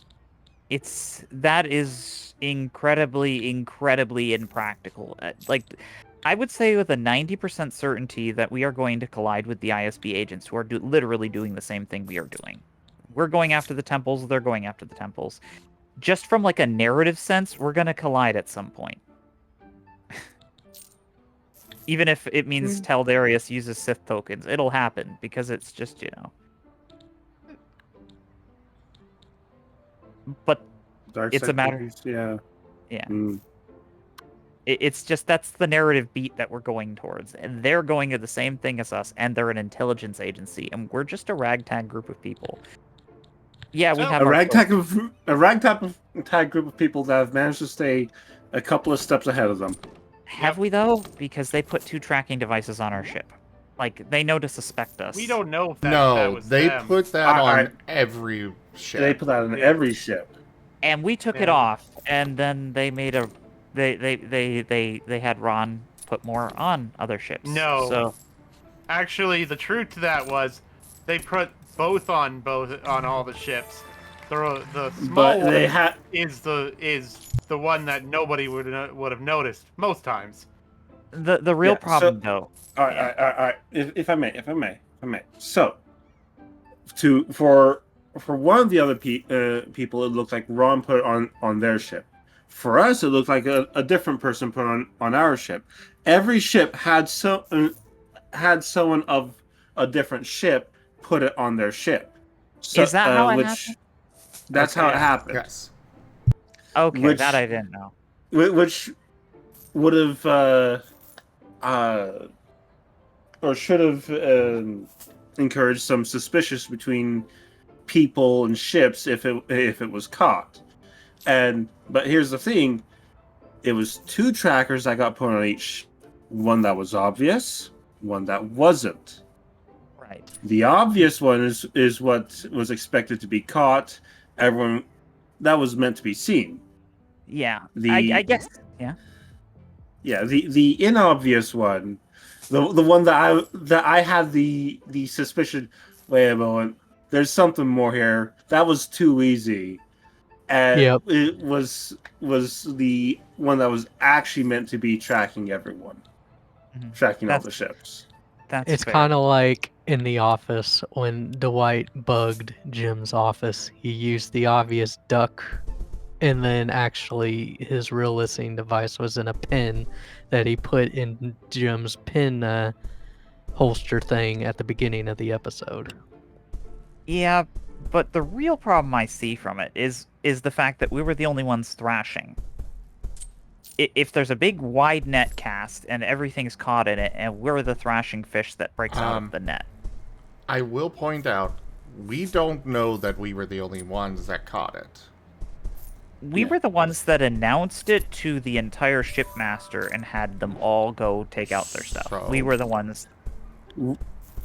Doesn't necessarily mean that that others didn't do so as well. We just reacted independently. Faster. Yeah, we were the first ones. So it might not be that the other ones didn't notice, but we were very noticeable about it because we went to the shipmaster and made it his problem.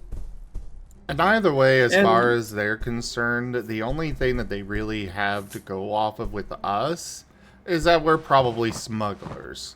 And the ISB here are probably after bigger fish.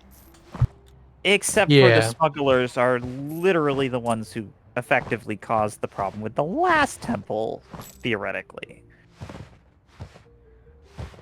It was made to look like pirates, which is a slight Okay. difference. Okay, that part I was not clear on. Okay. That. In fact, I was so not clear on that. I'm glad I shot the guy that I told that story to.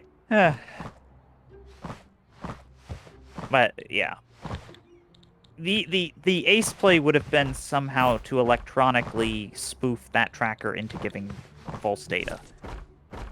But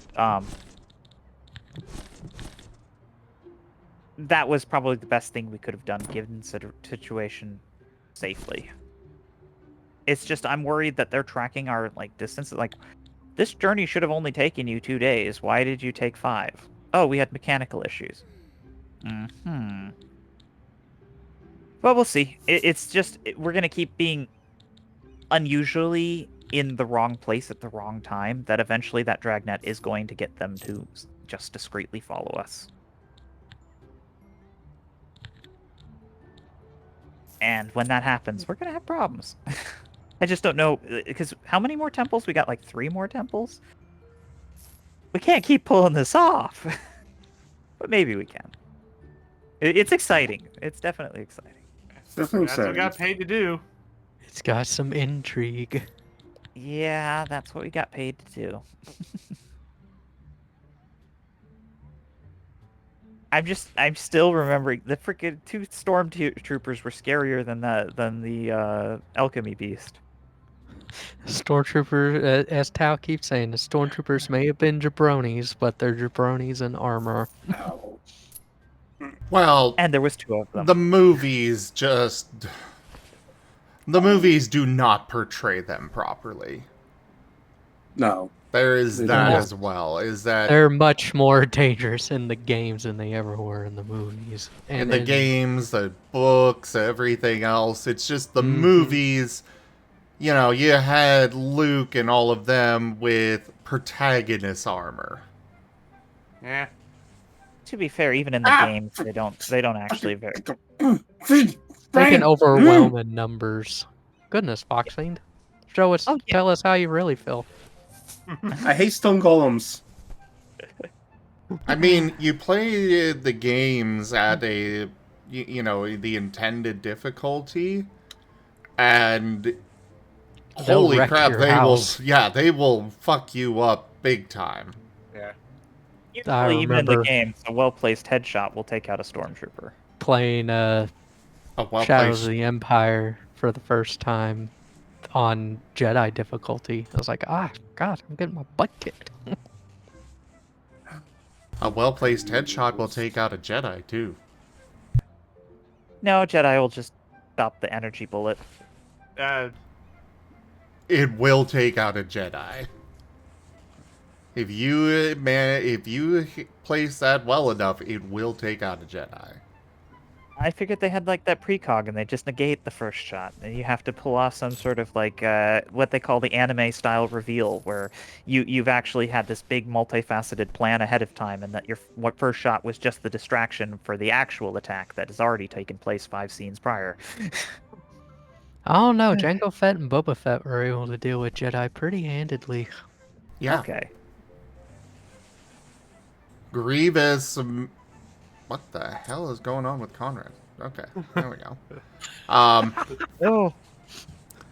But I love you physics. had Grievous, who literally was just absolutely. He was collecting lightsabers, for crying out loud. He had a huge collection. Jedi are not did one of the infallible. Good Jedi are. Bad Jedi aren't infallible, that's fair. No, all Jedi are Just able to Jedi. be killed. They're not invincible. I guess it was They- only... They may be harder to kill than the average Joe, They're more hardy, but they're not invincible. I guess it's Vader is the only one you really have to worry about. Vader is an entirely different scenario, yeah. Vader is a force of nature. Literally, that's what he is. I mean, his entire existence was the will of the Force.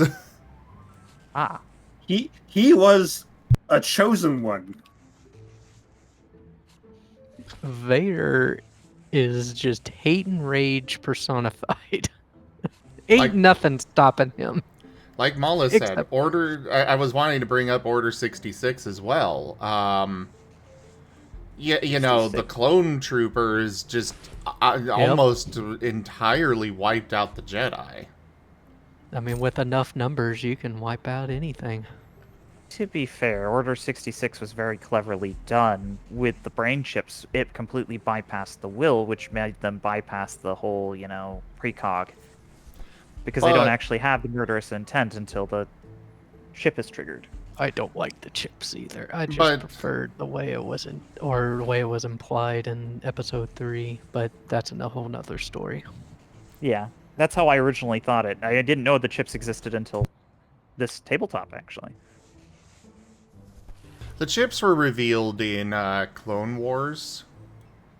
But either way, like, even with the precog kind of stuff, they are still capable of being defeated. Yeah. I mean, you see them throughout the Clone Wars. Jedi are actually taken out by simple B-1 battle droids. Mm-hmm. Sure, one Jedi can easily handle, 100 battle droids, but you get enough of them and they're gonna die. Well, CJ, I will say that when it comes to... I am always a fan of series over movies. Because movies just do not have the time to properly explain everything. You always have to have that bit of suspension of disbelief with a movie. We call it retroactive retconation. I personally believe I that... agree there. After I've learned what actually happened to Jedha and Sheriff after the single firing at Rogue One. I do like it when they make like in-depth side movies about a series. Like if they just have a very, very, very consistent and good lore Bible and they just make movies based off of that, and then they just throughout the series explain everything, that's great. But when you end up with like lore confliction and retcons, it's like, oh no. That's right. Well, there aren't any retcons though when it comes to like the chips and such. Yeah, it's just it was never fully explained until the Clone Wars cartoon. Yeah. Like, we had no idea what the hell was up with the clones up until Clone Wars explained the chips. Up to that point, it was just like, oh, I guess that was a thing? Okay. It's completely loyal to the government and not to the Jedi. Well, it was more that... because there was an Order 65 that the Senate could enact, which was essentially Order 66 for the Emperor, or for the Supreme Chancellor. Really? Oh, wow. Yeah, well, there's a reason why there was a Order whole list 66. Yeah. There was Contingency Order 66, which essentially was what it was. A Jedi could no longer be trusted. Thanks for the follow. Thank you for the follow, Delta Magna. But yeah, so essentially Order 66 was essentially the Jedi had turned against the Republic, and all Jedi commanders were to be executed, and fall in command of the Grand Army of the Republic would fall to the Supreme Chancellor until a new command structure could be determined. That was Order 66. Order 65 could only be enacted by the Senate, and essentially was that the Supreme Chancellor could no longer perform his duties and such, and I forget exactly what Order 65 entailed, but it was essentially removing the Supreme Chancellor from office and the command structure of the Grand Army of the Republic. Wouldn't it have been cool to have a what if series to see how things could have gone differently?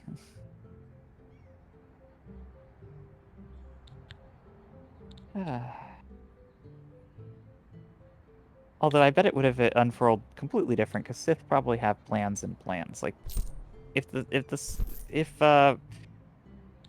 like Count Dooku had betrayed what's his name, the Emperor, that could have changed things too.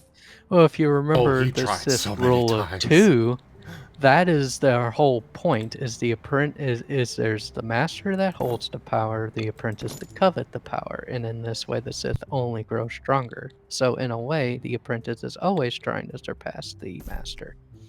That's fair.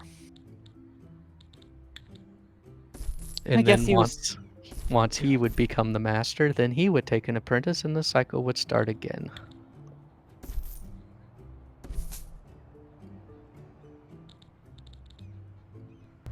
Sidious was legit a terrifying enemy.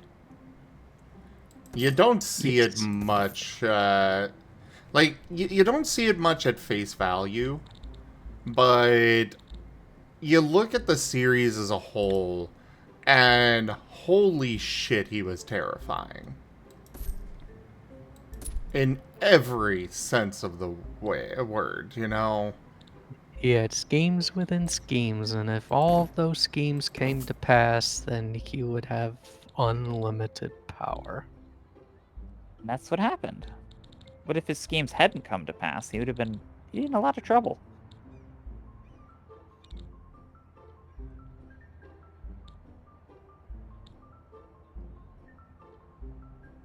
Like if the second Death Star had been completed, there would have been no stopping the Empire. That's fair. Yeah.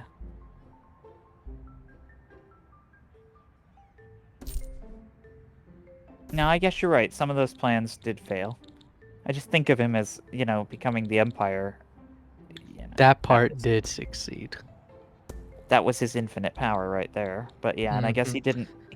as far as we know, he hasn't gotten into the Lothworth domain, which is good. No. It He will got be very... really close, but he didn't. How You is have he to gonna watch do it, Star though? Wars Rebels to get into that, but essentially it was some sort of Sith ritual that he was able Oh. to do when Ezra and Sabine went into the world between worlds. So he did a rift break thing where effectively he saw the fissure that existed right after they jumped through and tried to force it open to go through. Sorta, but it was more he was playing on Ezra's want to save. Well, spoiler alert for Star Wars Yeah, Rebels. so he manipulated people. Got it. Yeah, That's fair. basically. Yeah, that's cool though. And while he was able to stop himself through some teachings, it was enough that Palpatine was able to at least look within the world and activate a ritual, but they were able to stop it in time. Sorta. Kinda. Needless to say, he didn't get in. I hope Regis never finds out what Rekus was actually planning. You may find in time. Sith things. He was planning Sith things. Well, like, Rekus is dead, so yes, his existence is that of a planner. He plays the long game, which is a good aspect because Regis's fear is that it's going to be like... Well, Regis doesn't have that fear. My fear is that Regis is going to discover something that's going to affect how he portrays his Rekus persona. Mm-hmm. Because having incomplete information gives him a useful and very powerful entity. I am aware of a thing that the so Sith Force ghosts are able to possess the living.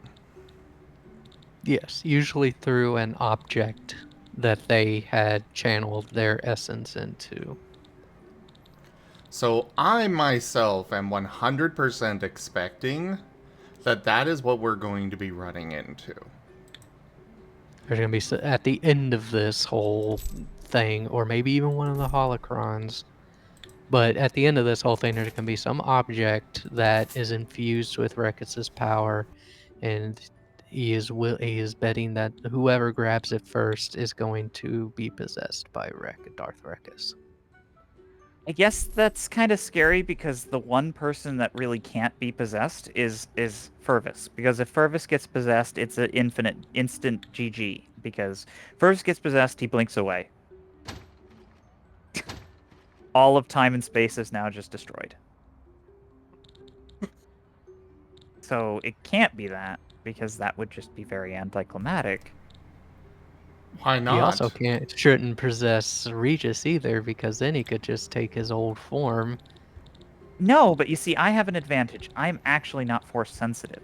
So That is I would true. love him to possess me if he thought I was exuding But all all the of things. his It would all power be a will be within that essence, so he would have all of his abilities and be able to take on his physical shape. Yeah, Still better. So even though you are not force sensitive, he would still be able to use his own powers through your body. Ah, that could be So yeah, problematic. it would be just as dangerous if you were possessed by Rekis, because then he would have all of his powers in a personification of his own. I'm just body. imagining like all the potential like side things of that, where he could get lost in the sauce trying to impersonate someone, not knowing how my abilities work fully. Trying to trick one of you guys by pretending to be Regis or something, and then, oh wait, you've failed your role. And suddenly You he now is kind are of Regis. sort of. Yeah. Possession going both ways. Because Regis is a persona and isn't actually, yeah, exactly. It's not the real identity of the one who is playing Regis. I am intrigued to learn more about Regis. Well, you pretty much know as much about Regis as Regis knows about Regis. Because Regis was born probably a few weeks or days before he met you all. I should say, the person who is, or the person behind Regis, I should say. Ah, me too. That will be an interesting thing to get to know. For all of us.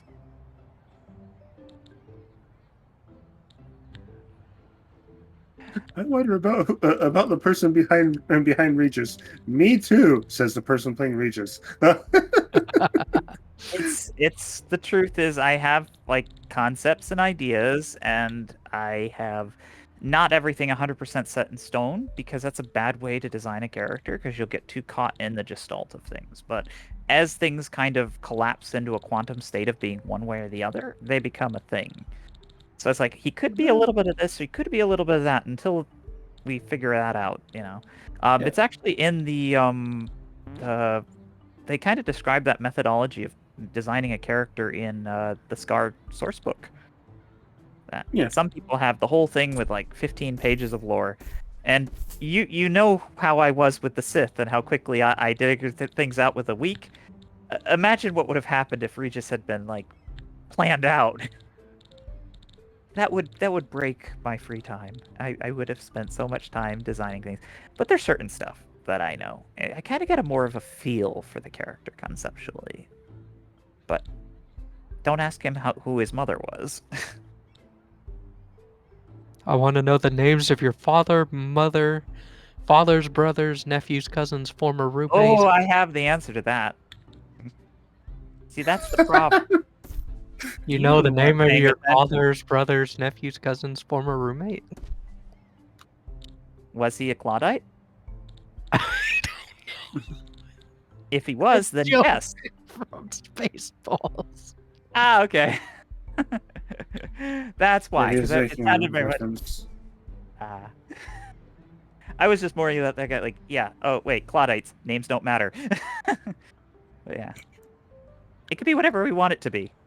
was Jimmy on Thursday. It was Jimmy on Thursday. Jimmy on Thursday, Bartholomew on Saturday. And that is the Claudite way. It's not about what your name is, it's about how you act. And how you act, and not even directly on how you outwardly act, it's more how you inwardly act. Because you could be the president of the world one day, and the next day you could be the humble farmer, but there's going to be common personality traits that will bleed through, and that is your identity, according to the Claudites. And there's ways to look for that and check for that. And that's how you verify people's identity.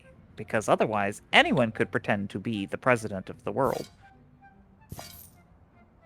I just love the concept of, I am president of the world. I was democratically elected, but I control the whole planet. Well, I mean, it's just economies of scale. I mean, an intergalactic... I guess it would be more like the governor of the world. But, yeah. The Claudite planet or the race, in order to exist within the galactic community, they'd have to have a representative who speaks on their behalf and makes decisions. That's fair. I know. There were very few Claudites within the Star Wars canon. That we know of. Exactly. Yeah, that's the thing that we know of. Yeah, we're I kind can of like... personally only know of 2 confirmed Claudites. They are everywhere. I think they do have a planet, and there was a lot in the comics, apparently. And one of those is Legends. Yeah, they had Claudites in the comics. I've seen pictures of at least 3. Yeah. God love the comics. And I did learn something about the Claudites, like some backstory stuff, like, you know, the fact that some Claudites actually like to reveal who they are and like to be proud of what they look like as a Claudite. And being able to do that is something Regis hasn't been able to really do. So that was one of my ideas for one of his alternate forms or alternate personalities, of where he's just, you know, effectively either fully nerding out and being the tech kind of... If you've ever seen Mass Effect and the forgot what they're called. Really, was it? Or Salonians are otters. Give me a second. Give me a second. You're talking about Turians. You're talking about Garrus and his love of calibrating everything. Hey, Kuroy. I'm actually talking about the ones who invented the genocide. Hey, Kuroy. Hello. It's good to see you. Salarian. The Solarians, yeah. Yes. Which is different than Solorians, which are otters. Yes. So now I need to Salonian. share a video. Oh, Is it the one that I'm thinking of? Because it might be the one that I'm about to paste into Piercing the Veil. unfortunately, I'm thinking of the second time he sings it. But either way, I am the very model of a scientist Salarian. I love it. So Like 3 of us went to look it up at the same time, didn't we? So this is a, I actually have permission to use their music on stream, so that's awesome of them. Cool. 8-Bit Big Band. They did a version of this. Let me bring it up here. The singer on this is fucking insane. Seriously, just watch.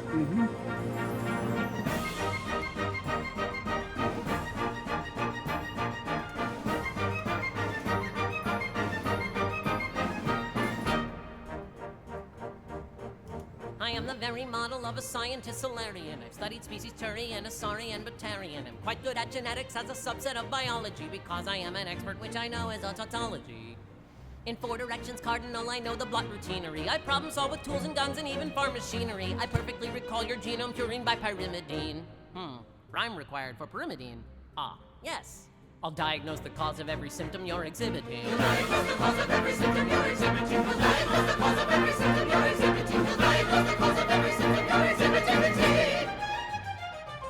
My knowledge is prodigious, though I'm stuffy and professory. I'm fluent in the Vorcha tongue and Hanar luminescery. My xenoscience studies range from urban to agrarian. I am the very model of a scientist Solarian. Xenoscience studies range from urban to agrarian. He is the very model of a scientist Solarian.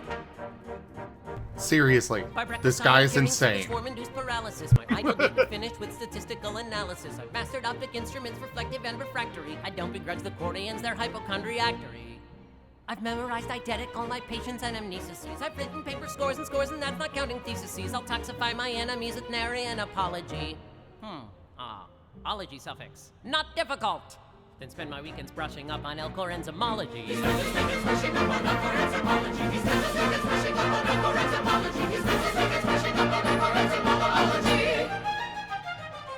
When I complete a surgery, I sign my name in suturing. I've cut up more Batarians than Torford's famous butchering. If knowledge is a library, then I'm its king librarian. I am the very model of a scientist Solarian. If knowledge is a library, then he's its king librarian. He is the very model of a scientist Solarian.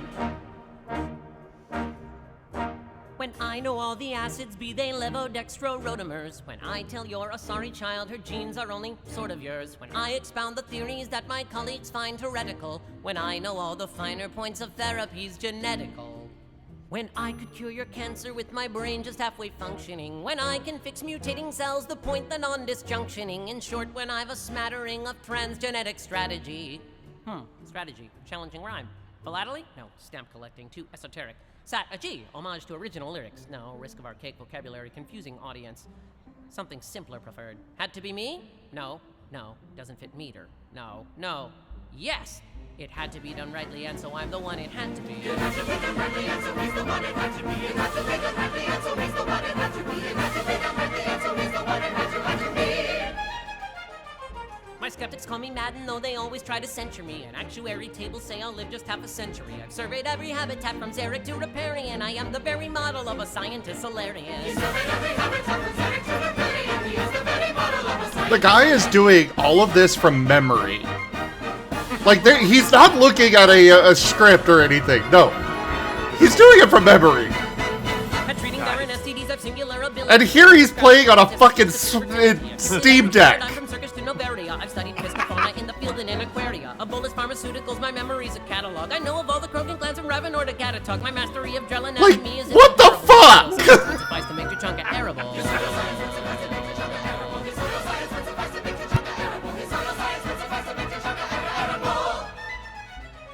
I know the use of minerals from platinum to iridium. My work's more highly cited than a Krogan on Presidium. I lecture for the thrill of it, I need no honorarium. I am the very model of a scientist Solarian.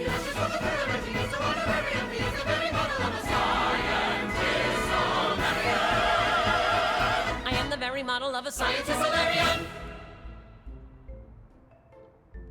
Fucking just playing a Steam Deck during the hardest part of that song. Like, that is just... Yeah. I had to mute to not sing along. That was... That was awesome. I like the full version. It is. Yeah. Yeah. Oh, did they change the Gilbert and Sullivan Modern Major General music at all, or is that just straight one? No, that was Modern pretty Major much General. it's pretty much a set to the Modern Major General. They completely replaced the lyrics, but the spacings, the gaps, Obviously. everything was the same. Yep. I was just wondering if they changed the music too, but that's even better. That's cool. I mean, that was straight up to it. In game, it's mostly just him singing it in the time you interact for it and the last time, but yeah, I liked that. I'm gonna need to find that. 8-Bit Big Band. Seriously fantastic channel. They have so many different video game songs that they've done in their own style. You guys will hear a lot of their songs on at the beginning portions of my streams. They are fantastic. Like that Still Alive version that I sing often. Yeah, that's from them. Neat. Nice. I really like the way they did that. Yeah. The Frank Sinatra Yeah. version.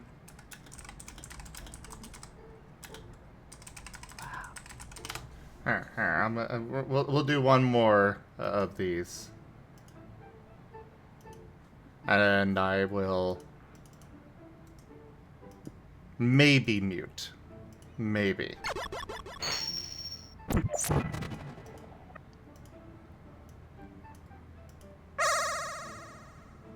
There we go.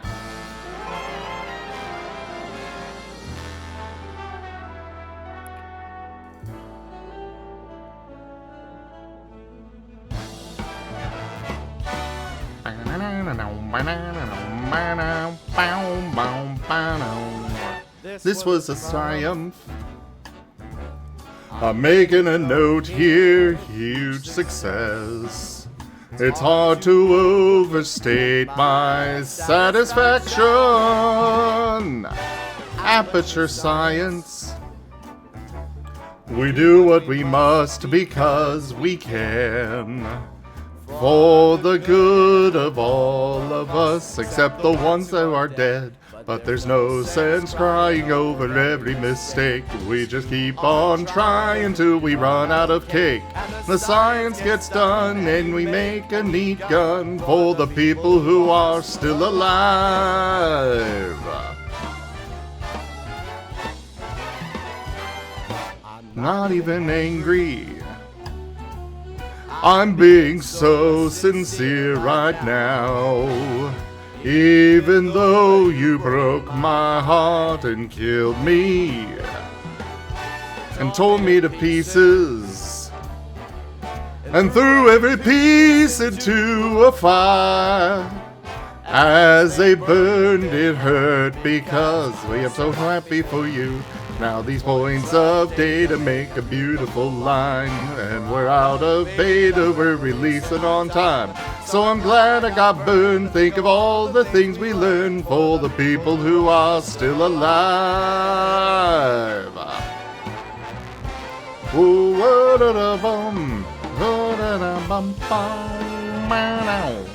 How y'all doing out there? Gotta throw in that little Frank Sinatra, you know?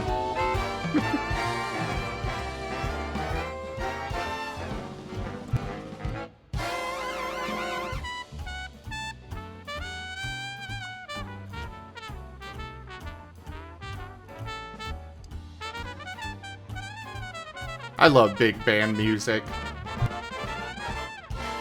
Well, look at me still talking what there's science to do. When I look out there, it makes me glad I'm not you.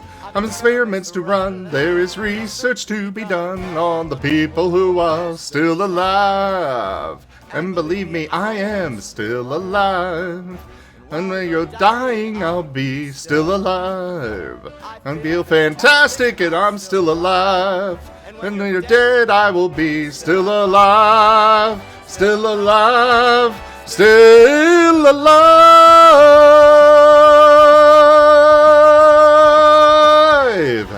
I'm still alive, baby. Seriously, check them out. Anyone ever mention that you have a good singing voice? Oh, thank you. Yeah. I have definitely told Sim that. He likes to sing, and you can tell it in the way he sings things.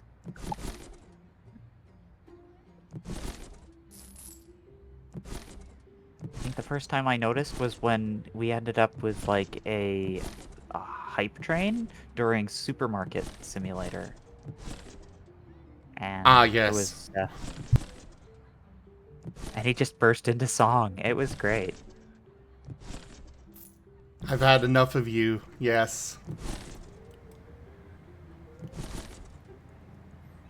He has dragged me kicking and screaming into karaoke before, so yes. Hey, it wasn't just me. Kuroi helped.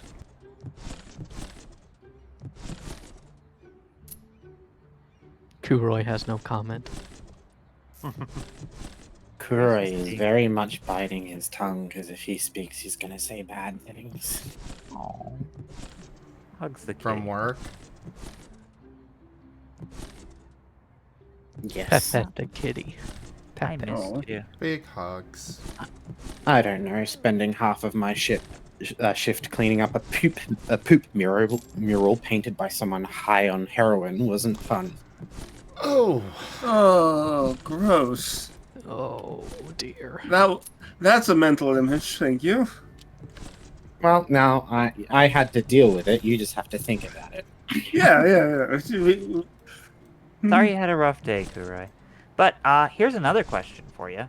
So Zim yes. watched Apparently, Doctor apparently I'm going to get my Doctor Who-ness challenged. Bring it on. I'm in a mood and I'll win. What is it? Okay. That's. Oh. I wasn't aware it was a challenge, but Okay, so the other night I joined a friend for a birthday thing, and they were watching Doctor Who. It was a single episode. I barely followed any of it, but there was this lady that I guess the Doctor was arresting to take back to her planet. Her family had been exiled. She was going to be... Was she a big fat lady? Yes. Yep, so it was The Return of the Slovene. That is episode 1... sorry, season 1 of the 2005 remake. I want to say episode 7? No, it was the second last episode. It would have been episode 11. I told you he'd know Well, it. okay then. And her name was Margaret. She was wearing, it was a Slovene creature wearing the skin of a lady called Margaret. And there was an amazing, hilarious scene where she's trying to run away and she pulls off her earrings to teleport. And then Jack goes, "Oh no, she's getting away," to which Billy Piper's character Rose says, "Oh, don't worry, the Doctor's good at teleports," to which he pulls out his screwdriver, puts on a cheeky smile, pushes the button, and she appears running towards them. He then does this multiple times. Doctor Who, bitch. I win. Okay. Yeah, you win. He hadn't even finished describing. Whereas when I heard Fugitive Doctor was trying to catch... It was probably, your first thought probably went to Missy when he was getting arrested by the Doctor by Peter Capaldi in the later seasons up with the assistance of Nardole. No, I thought of the giant eyeball. The giant eyeball. Oh, Prisoner Zero has escaped with Amy, very first episode with Amy Pond, season 5, episode 1. Yeah. Goodness gracious. Yeah, My blood is blue. I enjoyed the dinner scene where she kept trying to kill the Doctor, and he had perfect counters for everything. Yes. Of course he does. He's the Doctor. Don't ask why. You'll fall apart trying to work it out. The answer is he's the Doctor. Just deal with it. Yeah, he looked out the window and she put poison in his glass. He looked back, swapped the glasses. Then she's just like, there's these things about females of my species, and shoots a poison dart out of her finger, and he just catches it without blinking an eye. And then she goes to, she has him lead in and tries to breathe out poison into his face, and he just, breath sprays her. Funny thing is the reality is he probably wouldn't have had to have done anything for any of that poison. He's a Time Lord. That stuff usually don't affect them. 2 hearts. He just does it all because he can. It's like the whole thing with the Doctor making a big deal about wearing a bracelet that stops the nano cloud. It's like he doesn't even freaking need it. He's a Time Lord. He was just being extra. Well, he does it because everything he does is a way of him manipulating those around him. So he often plays things or ramps up stakes or creates stakes where there are none to do things like attempt to make his friends' relationships better, or attempts to make people happy, or sees people who he believes belongs together and tries to trick them together. He likes to play Cupid with these sorts of things. He also likes to do it just because he's flamboyant, and why the heck not? It's the Doctor. You know, the Doctor could have snuck back into London after it got taken over by the zombie mummies from space and, you know, snuck back in and discreetly wrestled control. But no, he'd much rather have stolen a giant cruise ship, have the music blaring, standing at the front of the ship, cackling manically as they rammed themselves into the shoreline. It's the Doctor. Right. If he has an opportunity to be extra, he will take it. That's why I love him so much.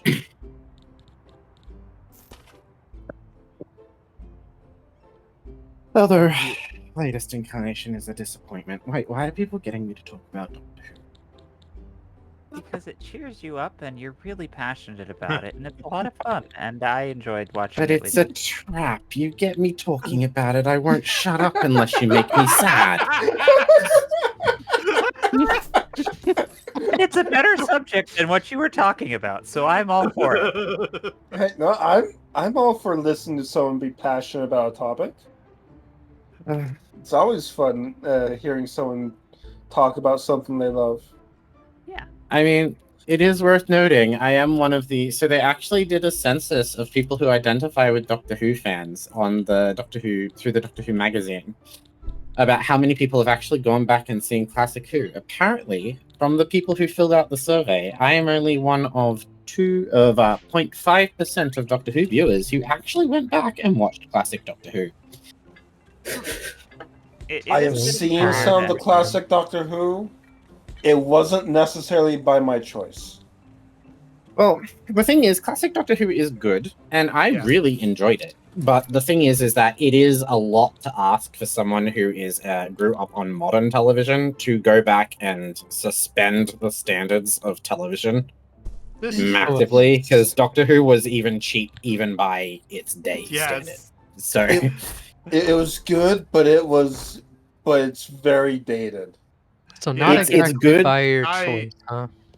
I agree with that. I was someone who got to see it when it was on the local public broadcast at midnight.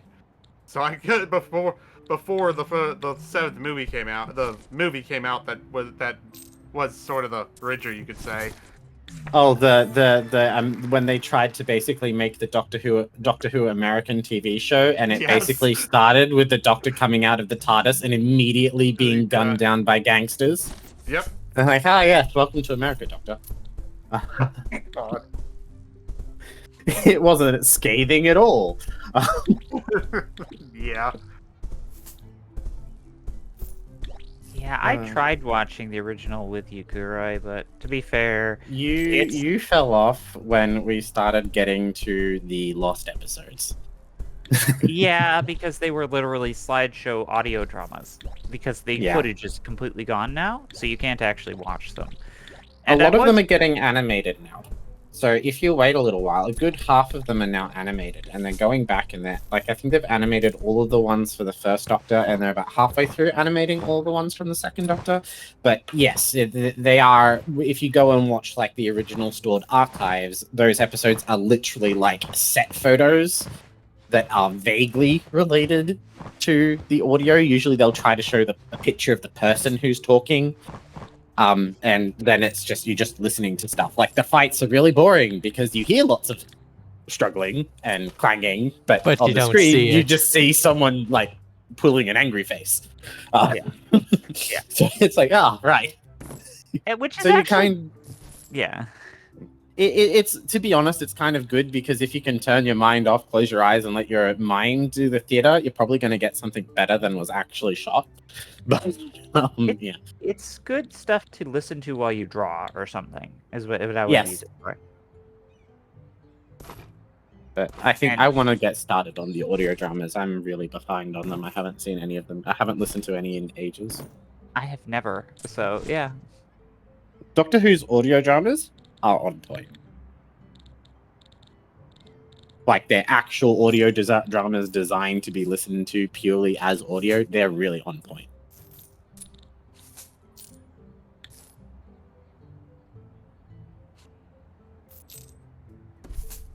But no, it's sad that no one will know who I'm talking about when I talk about some of the companions that were less liked. I mean, people will start to know Adric because he gets mentioned a lot, but fuck, he was a little shit. Adric, yeah. Well, I mean, Adric's whole death was so stupid. But he was the first companion to actually die. True. Well, that's all right then. Oh, no. He died. Like, died. Yeah. Like, he was on a cyber ship that was crashing into a prehistoric Earth. And everyone tried to get away. And the Cybermen had crushed the Doctor's hand, so he couldn't use the console. And while everyone else ran away to get into the TARDIS as a lifeboat, Adric decided to run back to the control panel because he knew the sequence that could stop the ship from crashing, and he puts it in, but it's too late. So he just stands there, seeing it go close, and says, "I never will find out if I was right," and then nuzzles his bit of scarf that's his brother's against his face, and died. If I recall, Adric, because I saw that episode, Adric, I think, somehow made the time shift, and then he's trying to do the sequence, and the Cyberman goes, "Red!" blows the panel up, and he's like, "Shit," pretty much. Well, pretty much, but it's kind of one of those things where he could have gotten away, and we've seen now through many times the Doctor could have actually gone back and saved Adric. So now the new canon is even the Doctor found Adric too annoying, so the Doctor let Adric die. But that's that's the fans' head canon, not actual series canon. Especially I mean, he is literally on everyone's top. So almost every most hated companion list, Adric is nearly at the top on all of them. There's only one or two I would even put as close to annoying as Adric. I can think of one, yeah. Whose name which is that one? Now. The airline stewardess. Hey, what's wrong with Tegan? I thought Tegan was great. Never mind. Tegan was there with Adric. I don't Tegan know Tegan was the typical, like, I don't want to bloody be here. I just want to go home. I'm just standing here, kind of twiddling my thumbs. Well, to be honest, her arc is best summed up by a quote from Matt Smith's Doctor. "I once had a hell of a time trying to get a gobby Australian to Heathrow Airport." Yeah. Because she's a Melbourne stewardess. She just wants to go to work. But on her way to work, she gets stopped by the Master. The Master then tissue compression rays her mother to death, Tegan's mother to death, or auntie to death, or something. And then Tegan goes to call for help by running into a nearby police box, proceeds to basically be kidnapped for 3 seasons. Because, that's 90% of the Doctor's companions. I mean, you're not wrong. I mean, his very first companions were literal kidnap victims. The first one. Susan and Barbara Barbara and Ian Chesterfield were literally kidnapped. They walked into the TARDIS to investigate this really weird girl at school that was in their classes at school that just seemed to have really weird, like, she was very, very smart, but also had some very interesting notes when it came to history. And so they followed her to find out what the heck was going on with this girl. They walk into this blue box in a junkyard. The Doctor then takes off. FYI, he doesn't know how to fly this thing, so he doesn't know how to get them home. Cue the Doctor's first companions. Yep. He literally holds them hostage because he can't let them reveal their presence there. Yeah. He softened up a lot over the 100 years he's been. Oh yeah, Ian and Barbara did a great job softening him up, basically by teaching him that humans actually had a brain. Just because we didn't necessarily have all the grounds of knowledge built up to be that of a technology level of the Time Lords, we actually were pretty good problem solvers. So the Doctor decides to keep us around because we give a very different perspective on things due to our short lifespans. And that helps the Doctor become more emotionally mature and grounded and develop more strong codes of what's right and wrong. But the So only he keeps old humans around because humans make him a better person. He keeps humans I mean, around we've as seen- pets. I mean, no, he keeps them around as better people. I mean, to keep himself a better person because he's seen what he's like when he's not with. Well, it's not just humans. That's actually a fallacy. So that's a thing we see in modern Who, is his companion is always a human. Oh yeah, But a good 90% of classic Who, there wasn't a single human on the TARDIS. true. Like, there were Time Lords, Right. random aliens throughout time and space, robots, animals, Yep. Yeah. cat people, teenagers who are being transformed forcibly by a psychedelic sun into cats. Yeah, was don't even Garu's get me favorite started on Furry Master. Fairy Master. Yeah.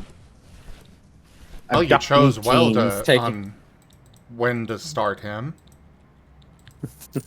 abducting teens, taking them to a planet that's being orbited by a psychedelic sun that's slowly driving them into a feral primal frenzy where all they want to do is, fight, eat, mate. And the problem is, though, is that the more teens that end up on the planet starts to crash into the sun. But, that seems to be the thing everyone wants in the end. But, yeah. One of those Psychedelic approaching infinity. The faster it gets. The closer it gets to the sun, time slows down, but also people feel the pull of the beast even more, and it becomes like an addictive thing, and And they're like lost cats. Sentient they suns. teleport. They're a thing in Doctor Who. When they turn into the cats, they can actually teleport, and so that's the only way on or off the planet, is that the cats will teleport off the planet to drag more people to the planet. Oh. Yeah. So the only way they get away is because they let one of their companions turn into a cat, and then it has the ability to teleport away with them. Yeah. And there's the whole thing where that was actually the final serial of the show, which I think got quite a few people upset. Because it basically ends with the Doctor and Ace, like just the end of an episode getting ready for the next one, and there just never was another episode. We never got to find out what happened with Ace. Like, what did she eventually come to terms with dealing with the addiction of being a cat person? Did she ever put down her baseball bat that she could use to pull apart Daleks? It was freaking great. I loved Ace. Yeah, that was one. I didn't know her name, but I remembered that she had a baseball bat that she could beat Daleks with. Oh, she was so 80s. Yeah. So she was like a human, but she was a human who was abducted from Earth as a child. Ah. And so she actually lived on another planet her whole life, but she just embodied the 80s. Like, big shoulder pad leather jackets, wields the spiked baseball bat, is the tough girl who ain't take no shit. It was great. And then there's another companion I know of. Oh, Mel? The robotic dog. Okay, nice. Oh, Sarah Jane. So Sarah Jane was never actually in the... Sorry, Zim, are you okay for me to do this? Because I can stop.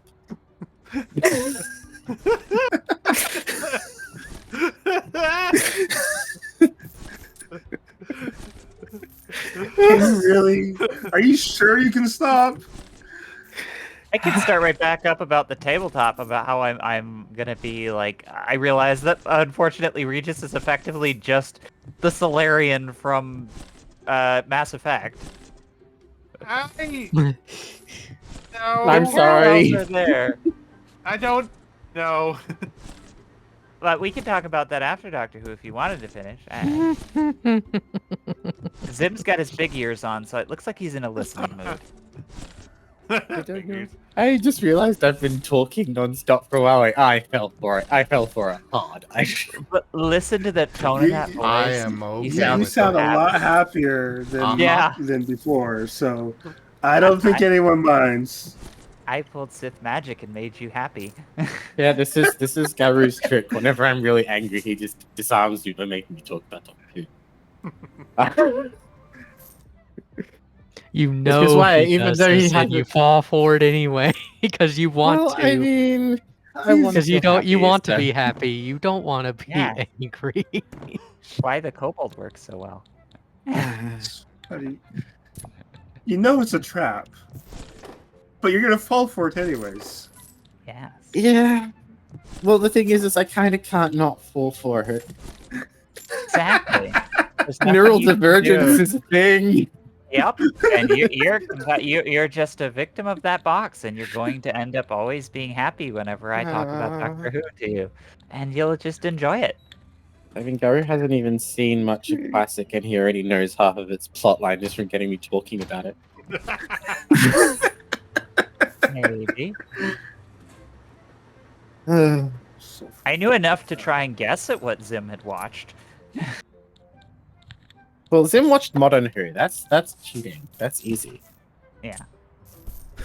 Talk to anyone who says they're a Ouch. Doctor Who fan and they've seen Modern Who. Dang. It's guessing the episodes. That is the if you've seen them ultimate. all. You're just a filthy casual. What? No. Oh, I mean, see once you you later, watch it, Epic. See ya. once you've watched it a few times, which a lot of fans have done, because it's one of those shows you kind of every time you watch it, you pick up a little bit more. It's a very well made show for a lot of it. There is a lot of crappy episodes there, I will be honest. But it's like the good episodes are really good. Yeah.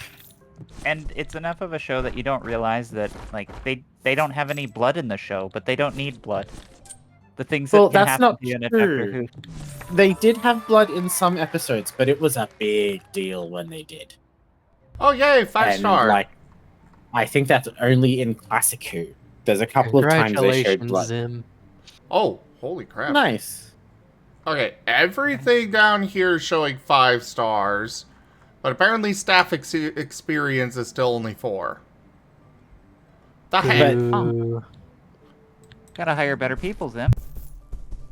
But yes, it is a thing that Doctor Who doesn't show blood. But if you ask me, that doesn't make it any less terrifying. Right. I mean, there's literally a virus that can puppet the water in your blood and basically separate your hemoglobin from your blood and cause you to bleed water as it puppets you and starts spraying high-pressure jets of infective water at people. Oh yeah, the Mars zombies. Yes. Yeah. That sounds fun. And there's like Sentient guns. water. There's like guns that these reptile things from Mars use that when it shoots you, when you get shot with it, basically it's a gravity compression gun. It's a sonic compression gun. Basically, when it hits you, a sound wave envelops you and crushes you into a ball. So it's like Sounds that. fun. If you've So ever you know used a there's no recycling blood, grenade, but you hear this crunch crack, and then there's this twisted ball of clothes and flesh. That mean, And sounds a very painful. blood-curdling scream. So, but you know, no blood. has anyone played Prey? The new one, not the old one with the Native American on Xbox 360. I never played either. I've seen you watch it. I've watched you play it, Gary. So there's a special grenade in that game called a Oh, recycling charge that does exactly that. You throw it, and compacted materials come out at the blast radius. Yeah. I mean, Causes you've I- also got what the Cybermen do. Oh, yeah, that's the Borg. It's just drogification. They rip out your brain and stick it in a metal suit. I mean, Classic will be assimilated.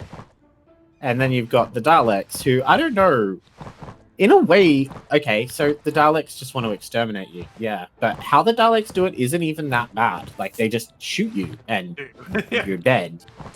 But it's kind of one of those... The Daleks are more scary for just what they represent and how good they are at doing it. Like, the They Doctor just want doesn't to always kill win. you. The Doctors don't always win against the Daleks. Well, the Daleks are basically... They're as smart as Time Lords. And Time Lords are essentially a Type 3 civilization, or a Type 4 civilization. Technically, they're just slightly less smart than the Time Lords, but or at least less smart than the Doctors. They're less technologically advanced than the Time Lords, but they are not less smart. That's Alright. the big problem, is they're catching up to the Time Lords fast. That's why there was the Time War. Yeah, they're good at reverse engineering stuff. It always seems like they're on the back foot. They're taking something and using it in a novel and terrible way. But they are definitely smarter than they are definitely as smart as Time Lords. That's kind of the terrifying part. Yeah, that I They believe just that. don't. Yeah, they just don't have the technological capabilities. Like once they discovered time travel was a thing when they met the Doctor. The next time we see them, they have a perfectly functioning, easy to navigate time machine. And all they did was see the TARDIS on a scanner.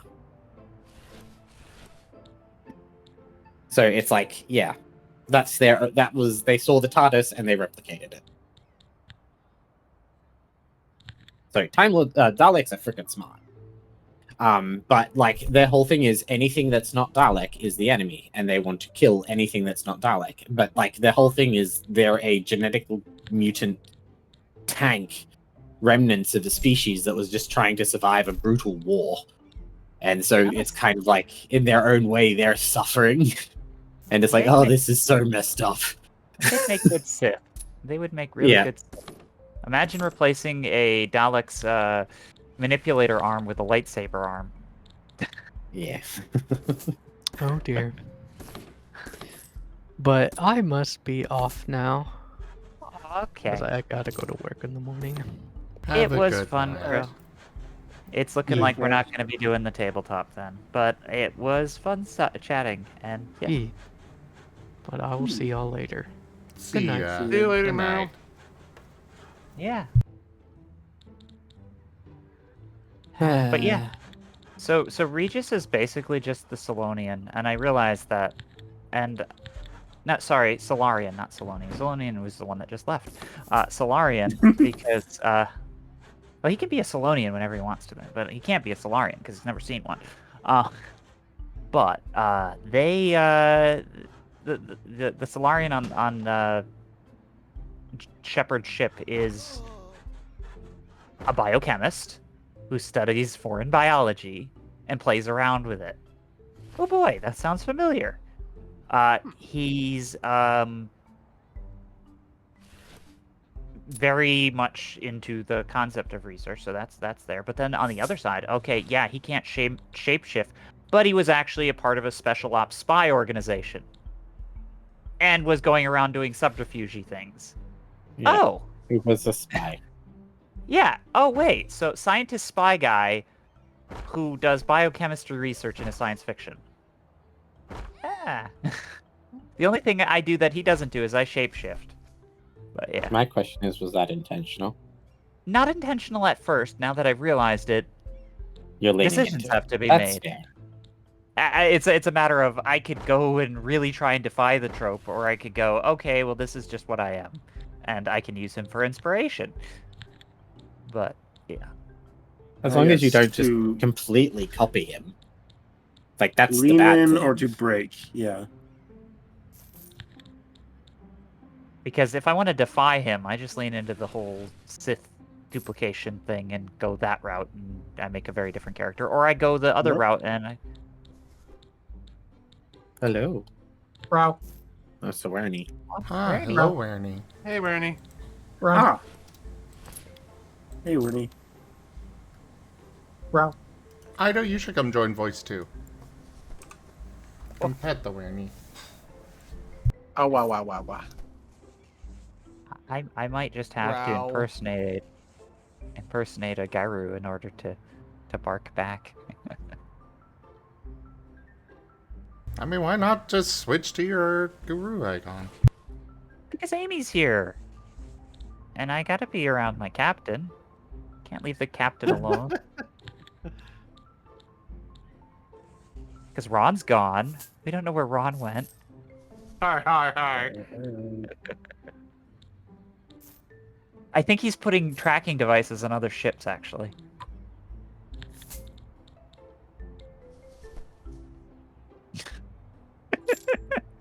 Well, what was the state for changing the icon again? It's Fujitech reactive. Reactive.fujitech. Or yeah, reactive. Reactive.fuji.tech. I am I not just cute. start typing reactive and it autofills. Yeah, that's why I said by reactive. Yeah.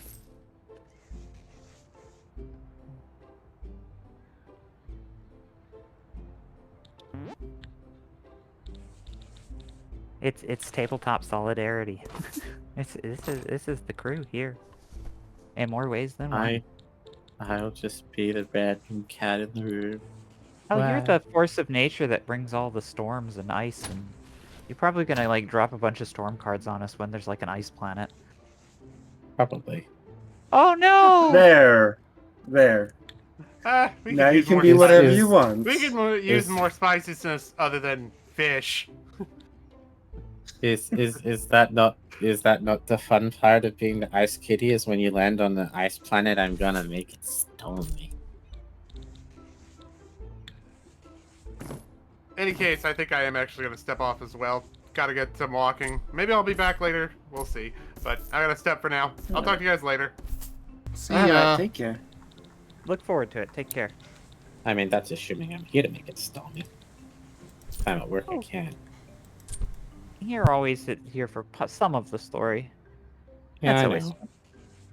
I mean, But last it's like, time what you if I get here just as you're leaving, and then it's like, oh, okay. great. Well, Then we're better hope that our captain can actually pilot the ship well, because space storms are a problem, especially when you're trying to leave orbit. I mean, space storms aren't a thing. They are atmosphere storms, though, and that's like the thing. Like when you're trying to leave atmosphere. Yes, there could be a storm in the atmosphere, but I don't know. I assume most ships are designed to be able to navigate that just fine. No, they aren't. They're designed to navigate through space itself. In fact, when there's really bad storms on planets, ships usually don't go very well there. That's how Mandalore was hidden. I thought there would have been ships that could handle stormy weather just fine. It's because the stuff that handles the atmosphere doesn't work so well in space, and the stuff that works in space doesn't really work for the atmosphere. Yes, but if you're building a ship that is designed to go from planet to planet, You're more worried about the space. I mean, once you're in space, your ship can look like anything. As long as it's, got... as long as it's sealed, its shape doesn't really matter. It doesn't have to worry about anything. But in space, when there's you're in not an much atmosphere, to have resistance against. Yeah. Yeah, so the idea would be, I guess, yes, you could make it a giant big blocks, but at the same time, if you could make it a very aerodynamically designed ship designed to just cut through a storm, why not? Its weight doesn't matter once you're in space, so you can build it pretty heavily to keep it defensive. We're using like space grade turbo fuels, so weight's not really an issue. So there is a difference. So there's a difference in designing a ship that is meant to only be flown through space, and a ship that's meant to go from planet to space and back. Yes, exactly. And planetary exclusive. For example, I would imagine that a ship like a TIE fighter, for example, might not exactly do the greatest upon landing or taking off a planet. But I can imagine things like the Naboo cruisers, which are literally designed to do just that, to do them pretty well. Ironically, TIE fighters are usually mostly used in planetary fights these days. Like, there are space ones, but... So, Star Wars ships are able to handle planets as well as space. The thing is that any storm, which there are actual, space storms. Not in the way that we think of them, but you're It's talking more like about dust things like nebulas. Nebulas and the like. Yeah, dust clouds, basically. And asteroid fields. Nebula, dust clouds, asteroid fields. I can imagine also areas of strong or weird magnetic fields might also pose. Yeah, so pose an that would issue be sometimes. that would be part of like the nebulas and dust fields. It's weird magnets and gravitational forces because random large things hidden in the dust. Also, ice formation on your ship is a problem with real airplanes, so I could just imagine rampant frost generating from the moisture condensing on a ship could cause problems. Not exactly sure what, maybe clogging exhaust outputs or Yes, or but the refraction. thing was, there were ships that were designed specifically to deal with stuff like that. Like, for example, the ships that were in Cloud City were specifically designed to deal with that stuff. But we have a budget bin ship, I think. I don't actually know much about the specs of the ship. That would have to refer to the captain on that. But I don't Yes, imagine. but most ships would be able to handle standard Terran weather just fine. But like, we're talking sure, it might be ice an ice planet weather. Yes, but unless this ice planet is like a really large gravitational field and has like, I don't know, wind, like really high atmospheric winds that can basically shred flesh from bones, then I'm imagining that the ship Where will you go probably get be the fine. kyber crystals? Zim just went there and picked up some kyber crystals a couple weeks ago. Fair enough. Hi, Super Kira. scary I don't ice know. planet.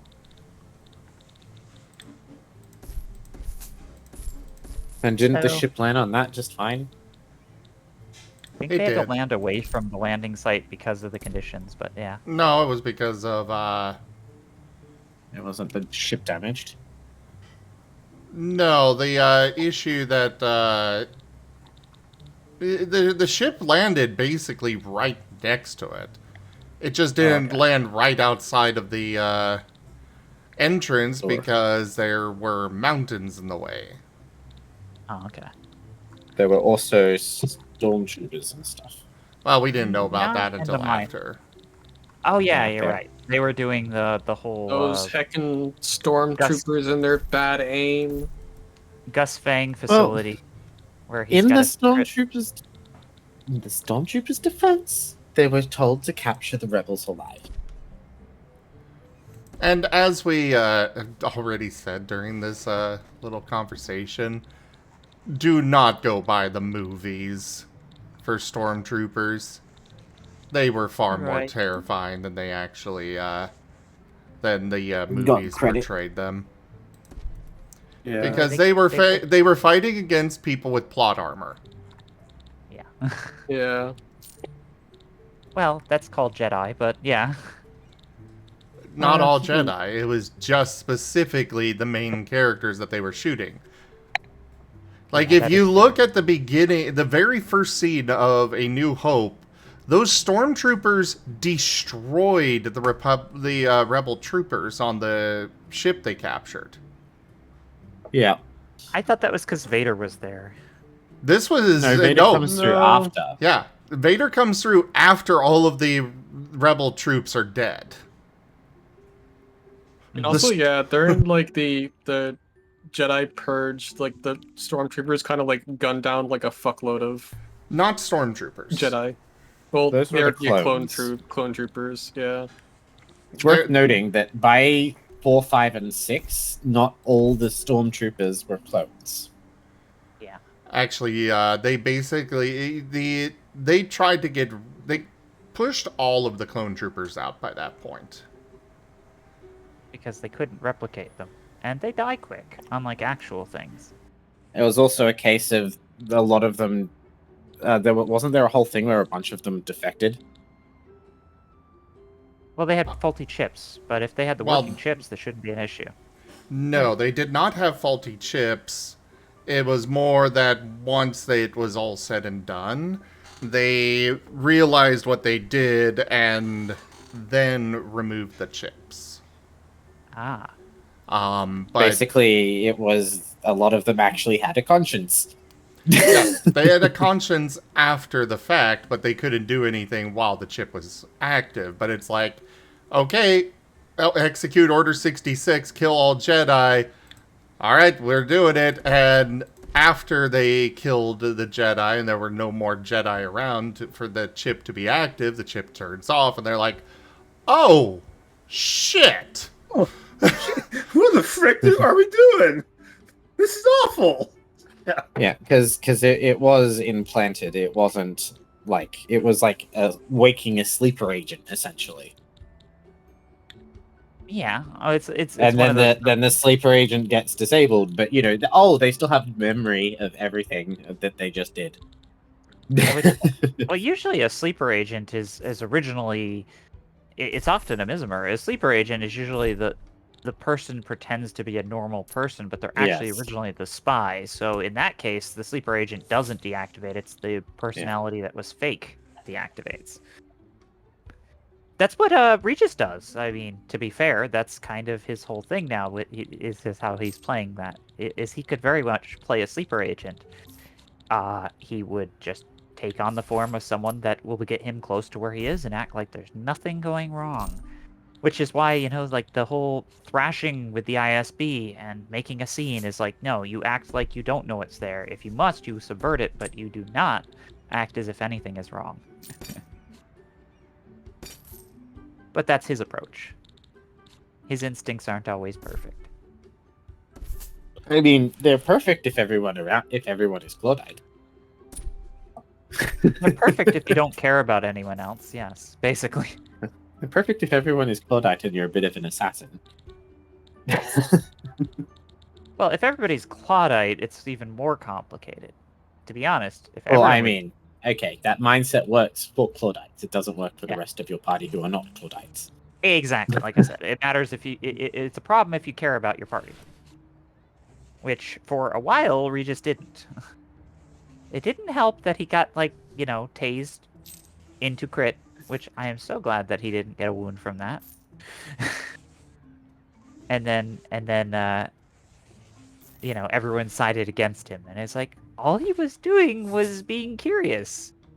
And behind the scenes, this very, curious scientific type mind wanted to know more about this strange creature and didn't think much of it because, unlike him, lost wolves wear what they are on their outside, so it's not... He didn't perceive that as a secretive thing.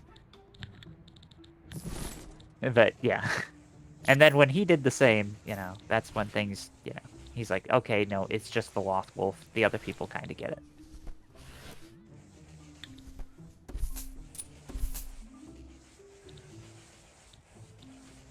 I just want to hold his lightsaber. You what?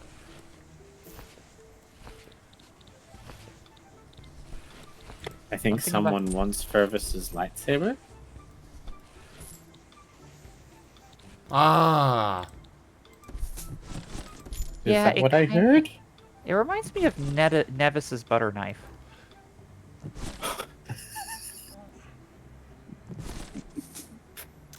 Ignoring that, right, or Winnie's not talking about that.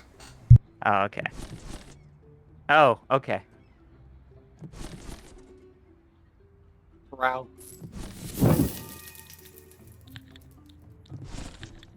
Nothing was sending love to everyone.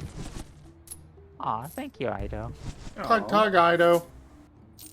Hi, Ido. See, Ido cares about you too, Kuro.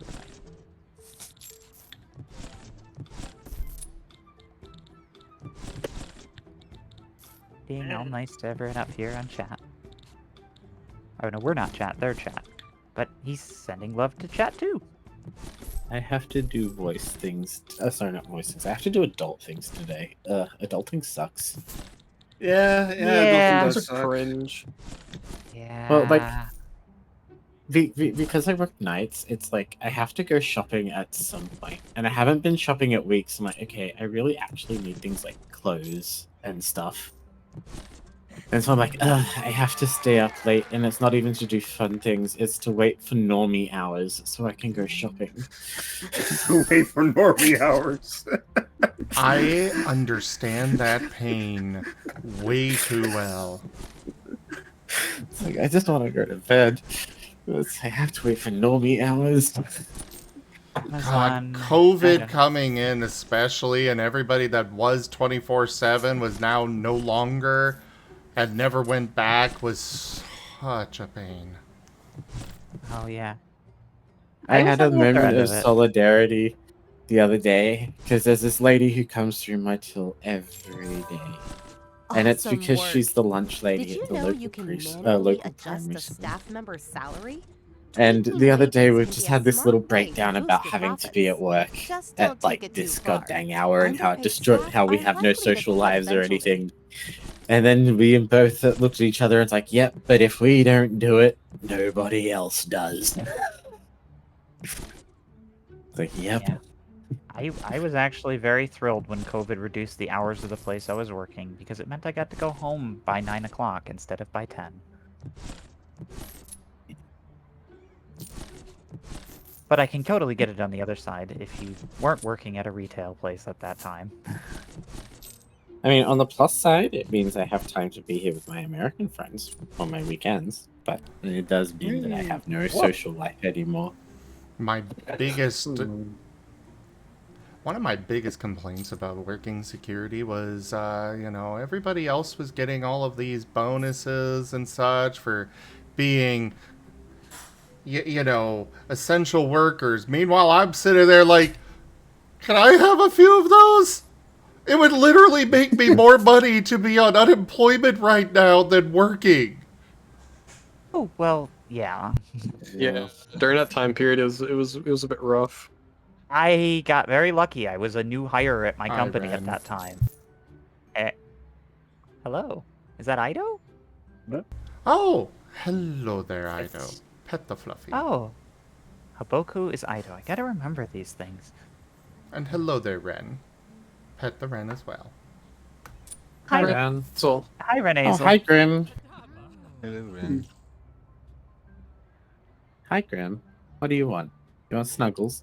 So, I was a new hire at my company, and I got very lucky because as a new hire, I was the bottom of the totem pole. So I got not indefinitely furloughed, but furloughed for a very long time. And then that basically meant, oh, because you're furloughed, there's a guarantee of employment at your workplace. So you have to go apply for unemployment, but there's no requirement to work.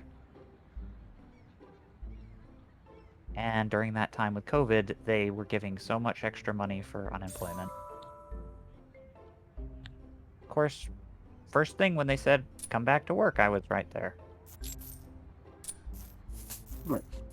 So I got lucky. I just had to deal with a lot of nonsense at my work and got nothing, no hazard pay or anything. Yeah. I was very unemployed at that time of COVID, so when they gave us an actual livable wage for our Centrelink, for our welfare payments, like Centrelink payments, it was like, I can buy food? You mean I can have food? Yeah, it was crazy. It was 6 times my wage. I was getting 6 times my wage to not work. Yeah. You mean there's food? I can eat it. I can eat it. It's mine. I could have. I was so tempted so many times to just quit my job and be like, I'm just going to enjoy unemployment for a while. Because I would have never done. Why not? I'd get more money. Yeah, that's fair. And I wouldn't have to put up with, you know, getting a call in the middle of the night to go let a student into our off-campus housing. We show up, and it turns out the reason why they needed let into the off-campus housing was because they were exposed and they were being put in quarantine. Oh. Yeah, my boss was not happy when he found out they never told us that. Yeah, I can understand. I would be unhappy too. Working security during COVID probably would be rather rough. Because you'd be dealing with that a lot. Grim is being very snuggly. I'm passing his snuggles on to all of you. Aww. Kitty purrs. Soft kitty, good kitty. Little ball of fur. I don't know the words, but I know that it goes Soft fur. kitty, warm kitty, little ball of fur. Happy kitty, sleepy kitty, purr, purr, purr.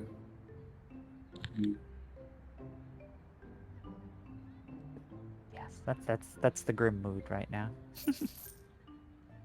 But yeah, no, I always had that problem with work though. Like, unless they actually told me to quit or not show up, I was always showing up because that's what I was conditioned to do. And so I was very glad when I got a pink slip at my work because it gave me an opportunity to go back to school and do other things. And I was very happy when I got furloughed because I would have never have done the other things.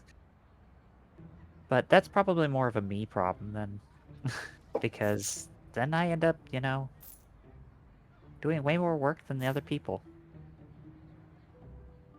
FYI, that was me singing the soft kitty to everyone to make everyone feel better. So I hope everyone feels better after having soft kitty sung to them. Yay! Good. Of course they did. You conveyed the cat energy, and you felt better when Grim started furring on you. And this is why the doctor keeps his pet humans. It makes you a better. Twitch, Twitch, Twitch, Twitch, Twitch, Twitch, Twitch. Twitch. Yes, that's what we're on. We're on Twitch, yeah. You okay? Twitch, There's something Twitch, going off your eye Twitch. there.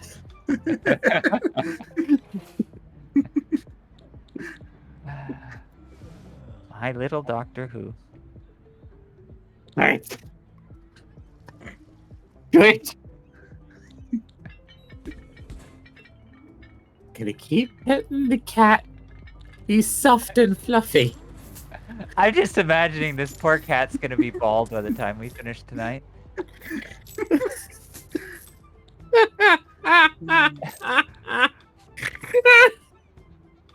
Are you there? Okay there, Corey?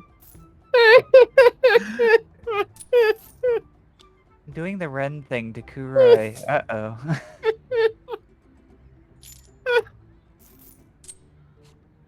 It comes with Ren noises and everything. I love you, Kurai.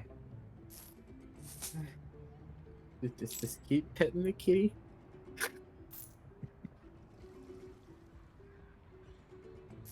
I'm glad you got to jump into chat with us. I missed you. And I think it made your day a little bit better. Don't bite me. You were petting the kitty a little too hard. No, he came back for more cuddles. He just nipped me because he does that. Ah. See, he's already coming back for more. Yeah. He's just a cat. He just bite Reminds you me of someone. sometimes. They just randomly decide they've had enough. Then they bite you, and then they're like, wait, I was wrong. Enjoy it while you can, chat, because you're gonna have to pay channel points to get rid of these geometry objects soon. Geometry object? They're What? putting the shoes on. They're putting the shoes on, Oh. Oh, this is the the last you're paws. gonna get the pause, yes. The last we get the paws without having to pay for them.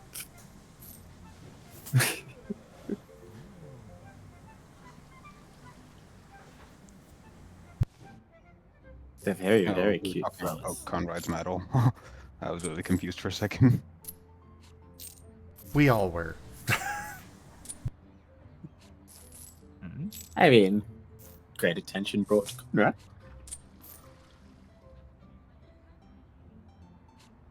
It is seriously looking incredible. Yeah. Well done. You're definitely on your way to the top now. Like, watching all this, if I was getting paid, I probably would have bought at least one model. I need to pay off debts first. Yeah. I want, but I need to pay off debts first. Yeah, we gotta be adulting, but I am going to take 1/3 of my pay, and it's gonna go into discretionary spending, and that 1/3 of my pay is going to go towards either commissions or maybe a 3D model. I don't know what I'd use a 3D model for, that's the problem. You get 3D model, then we have to pay to get animation. An animation. Yeah, can always get animations done. It can... You can come and jump onto VR chat more, you know. Oh, the VR chat. VR chat teases me because I have a working VR setup. I'm just not the right configuration to fit it. My roof is too low. And if I really wanted to get into VR chat, I'd better be spending my thousands on, like, raising the roof in that room so that I can actually not hit the ceiling when I raise my arm to the ceiling. And 'Cause I would need to buy a VR headset first. Yeah, I have a Valve Index. I have this Cat VR for like full on. I really wanted to invest in the VR because a lot of my furry friends were jumping into VR when it was first starting, and I wanted to follow them and stay relevant. Wait, and, you got Cat VR? Yeah, I've got a Cat VR. I've got a Valve the Index. And treadmill? Yep, I got all the wires threaded through a hole in my wall into a dedicated room. It's just the room's a little Okay. too small. It would be great if I was like, I don't know, like Ewok sized. Or even like Well, Ron sized would work. I will probably be considering something to do with VR when I move to my new place. Yeah. Right now, it's like I probably could look at affording a new VR set while I'm here, but I don't have the space to do a VR headset, like a VR setup. That's exactly it. Yeah, it's not even that I couldn't get it. I just don't have the space in my house. I would have to run it in the living room because the ceilings are too low in the upstairs. And no one's going to stand for me running VR in the living room. And I don't want to run VR in the living room in front of everyone. Understandable. That's kind of the same. I live in a share house. It's like, yeah, we're all furries, but at the same time, don't really want to be in the living room doing VR. Go on, be a furry femboy in your living room. You'd actually probably have a better chance than me, Kurai. But fair. I mean, I could do it, and I'd probably be able to get away with it, but it's kind of like, I don't want to. Because one of those is my ex, and the other is his boyfriend. Yeah.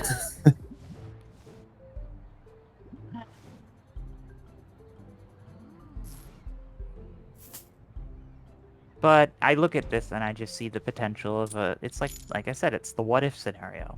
What if I had done things slightly different and I could have a VR avatar that I could use? Oh, then I would go for Conrad without a hat. I'd have my Satar, I'd have Garu, and I'd probably even save up enough to do some cool, like, shedding animation and have them change between the two forms. I will be probably looking at investing in all that when I get a house. Very much so. Yeah, it's future problems that aren't problems. I just hope that I'm still fit enough to enjoy it when that time comes. Because I will thrive when I do. But, yeah, 3D cartoons would definitely be fun. Yeah, that's fair. So when I get back to work in the fall, I'm probably going to not do thirds. I'll probably do like 20 or 10% of my income, but I will probably save up on something big that I reward myself for all of the things, and then I have an excuse to spend probably 1,000 or so on something nice. So we'll see. That's what that would be nice to do. That's, you know how you asked me how I save money, Kurai? That's one of my tricks, is that I set up milestones for a large, big, fancy thing, and then I make a spectacle of it. I get the really fancy thing once in a while, instead of the little things all the time. Yeah. That's why it was like, oh, you wanted to get me that one thing. I was like, oh, we'll just save it up, and then we'll get all of it all at once in the custom fancy way. Yeah, Garu had a look at my finances and cringed.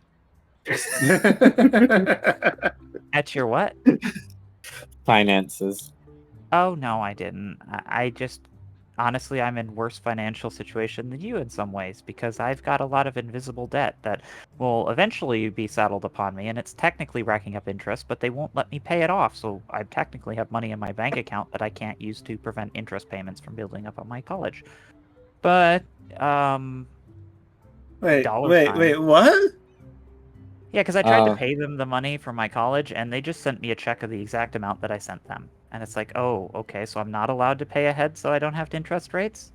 And then I tried to send an email, and I just didn't get anything back. And it's like, oh, this is lovely. And if I'd have to really just make a fuss and figure out why they won't let me do it, and see if I can fix that. Do make a fuss. That's no. Yeah. You should be able to pay that off as you can. The issue is you're talking to neurodivergents who both of whom struggle with the actual doing of things. No, I get it. I get that. 100% I get that. But we but need to if you do the don't get thing. You need to do the thing. Yeah. yeah, the problem is that if you don't do the thing, The thing and you gets don't worse. throw a fuss about it, it's going to get worse, and that's only in their favor, not in yours. Right. And it is upsetting, and I have contemplated it. It is at least not an infinitely worse. It is potentially $1,000 worse, approximately. And that is just disappointing, but it is what it is. Because originally that was my plan, as I was going to pay a bunch of money, and then that would effectively... Because what I did is I divided my finances into thirds, and because I lived at home, and I have to this date still do, I was able to do that, and 1/3 of my money went into savings and investments. So when I went to back to school, my idea was I was actually going to do this thing called 1099 program, because I had given a pink slip from my workplace. As long as I was considered working at college full-time, I would have been eligible for unemployment and without the requirement for work, which would have effectively given me money every month, every week, that I could have used to basically not cost me anything.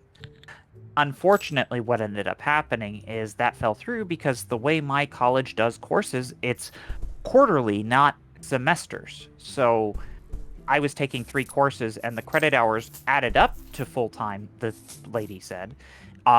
But according to the 1099 program, they didn't count as full-time. So because of that, I ended up in a situation where I was like, okay, you're saying it's full-time, you're saying it's not. Can you two just talk to each other directly, please? Because I want this resolved and figure out what I need to do.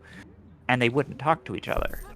I had both of them on the same... Like, one was on a Zoom call, and the other one was on my phone. And it was like...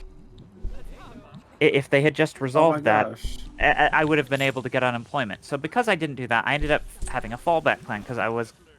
It kind of worked, as I ended up getting a job as an adjunct professor. So I was teaching basic fundamentals of computing at a local community. So that was cool. And the problem with that is it's part-time work, and it's not reliable. So what ended up happening is that it was great in the fall. I was making approximately a little bit less than what I was making before without healthcare. And it had consistent hours, and I was going to school and working at full-time.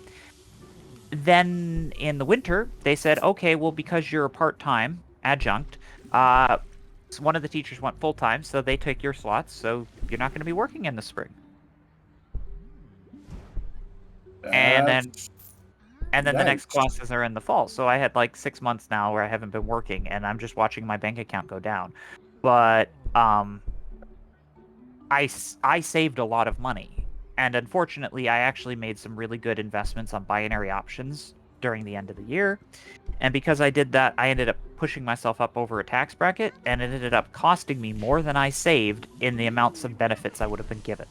So I was getting like PAL benefits several thousand, and I made several thousand, like 2,000 I made, and that pushed me over, and I lost like 7,000, and they ended up giving me only a couple hundred.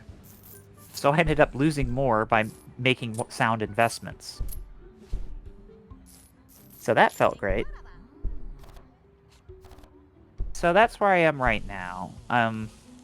But yeah, I mean, the benefit of the fact of the matter is I don't have many expenses because I live at home with my folks who are in their 80s.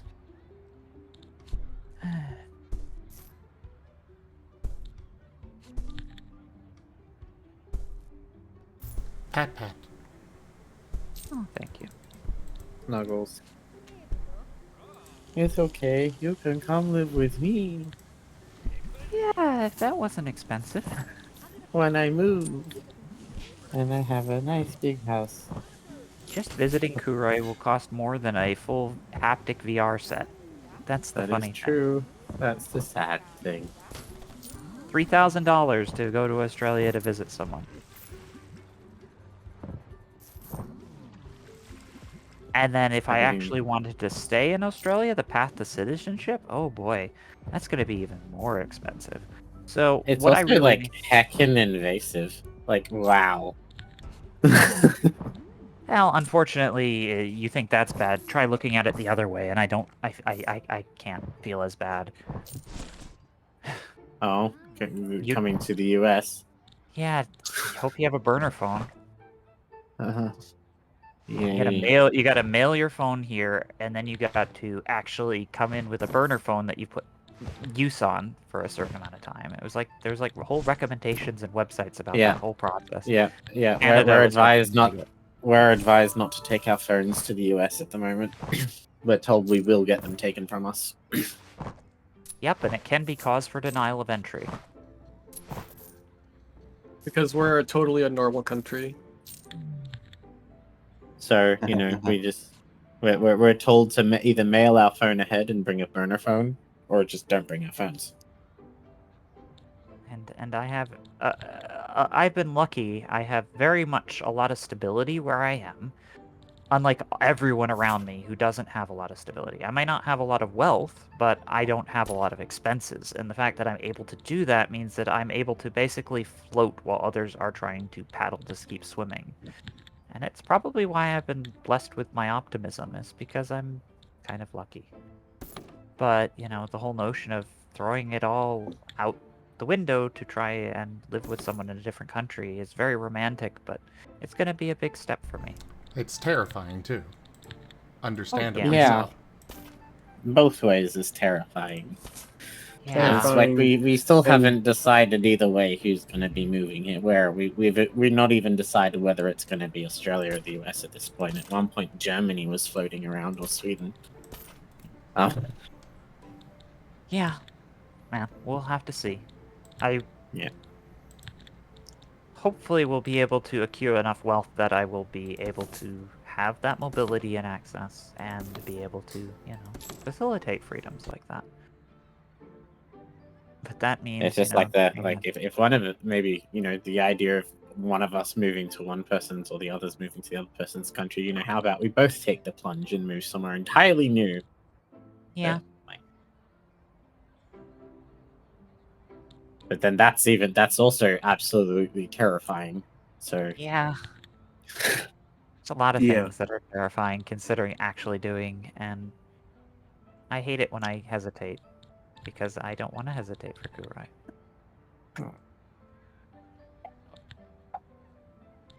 That's you both. Thank you. Woof. Snuggles the fluffy. Who's a good boy? I am. Are you a good boy? Are you? Yeah. Are you? Yes. Yes, you are. Bet. Yeah. And then there's my little criminal over there. What? Which one? He?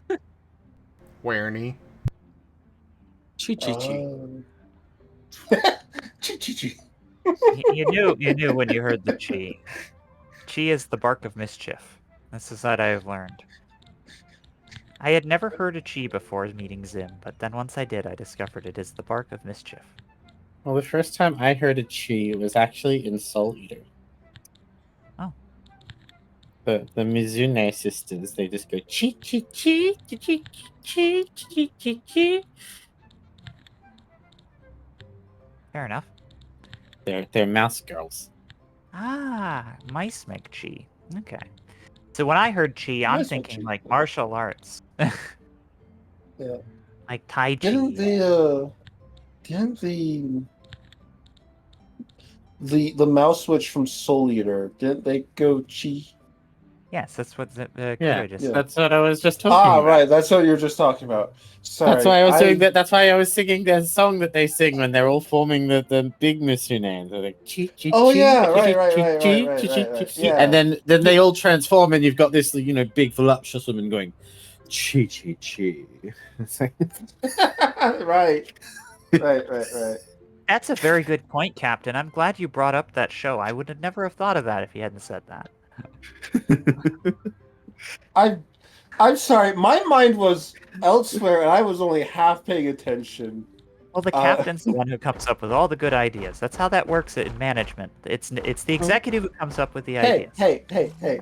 You're not talking to Amy right now. Okay, I don't know Kin. Oh, That's so I got my aircraft's promotion today.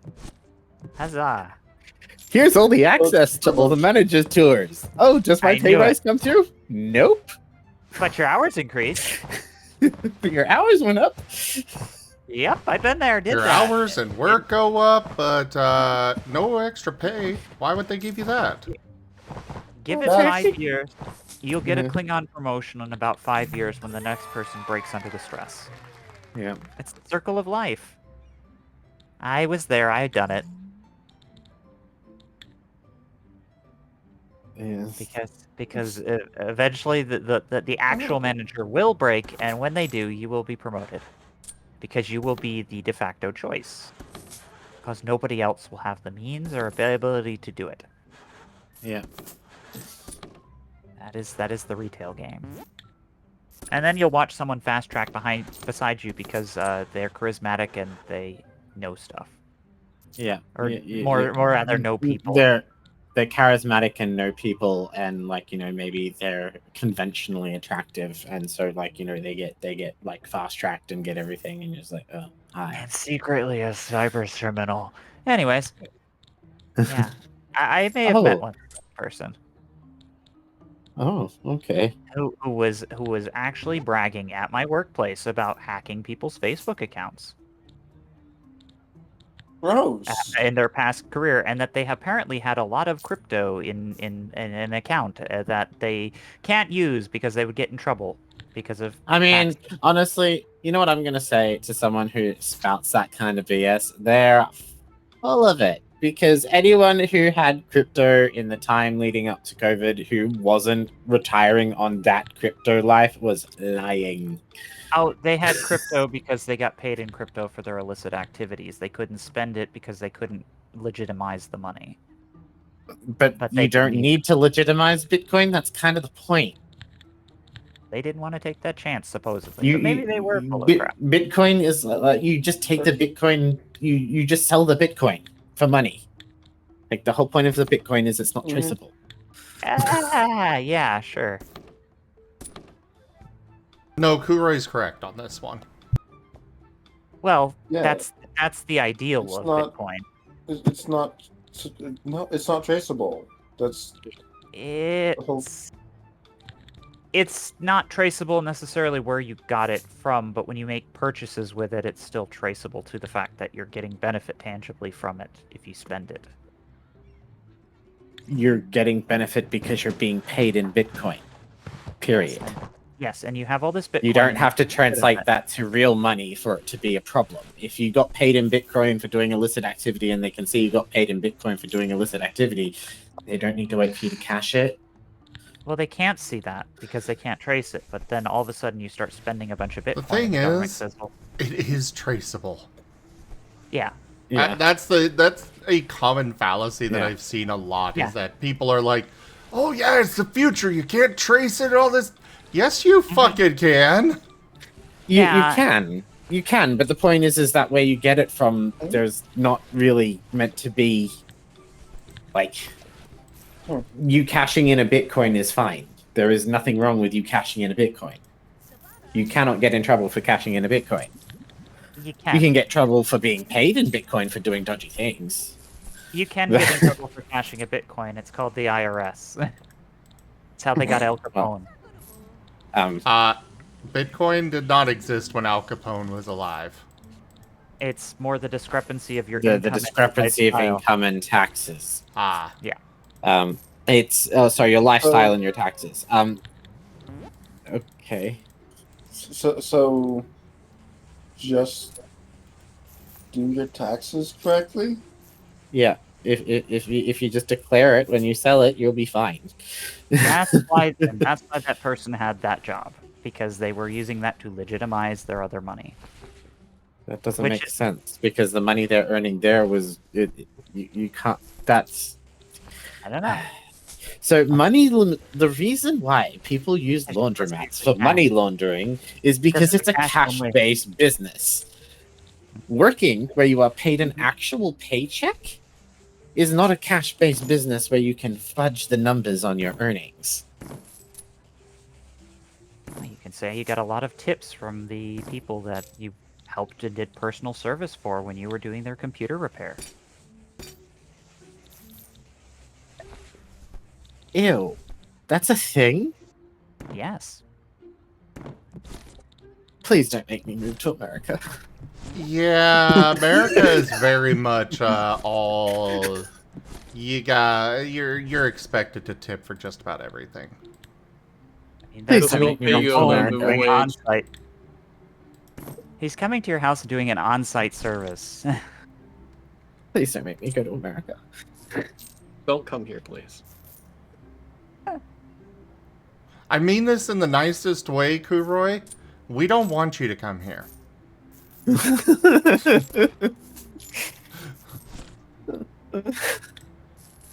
If we had a I'm choice, sure it does. if I had All of us don't want to be here. But that Yeah. means I have to leave. Probably for the best. I mean this in the best possible way. Get the fuck out of my country. yes, Your country? Well, it's not my country anymore, it doesn't feel like. Well, I also have Native American roots, so that's always an option. Just slip off to the one reservation. I'm just gonna say there's 3 more years. Yeah, and that's I about mean- the time when it'll be time to move. So we're Problem still- is the first year's not even over yet. I know. Also, hello That's- there, Artie. How's my good boy? that is a very cute doggo. Nice. This nice is form. a hyena. Hyena. Gosh, I love hyenas. Hyenas are the best. I could not tell. I should see spots on the shoulders. That's how my brain goes. Hyena. This is a spotted brown tail. hyena, to be Ah. specific. And, Wernie? Paint would like to have a word. Uh-oh. What? Oh, he's over there saying that hyenas are the best. Excuse me?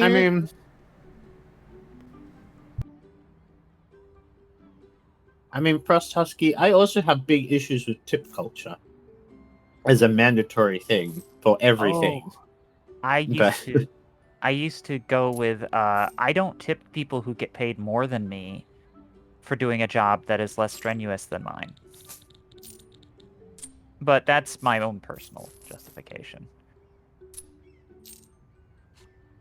If you're getting paid $15 an hour for the local area because they raised the minimum wage for fast food workers to $15 an hour, then if I'm only making 14 something, I'm not going to be paying you a tip on top of you making more money than I am.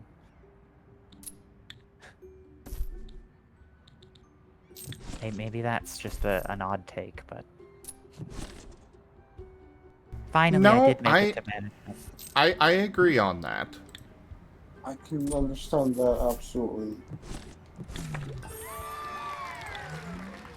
I mean, Honestly, I really don't like tip culture overall, just because it's been used to justify paying people less. Yeah, mhm. it is a scummy practice.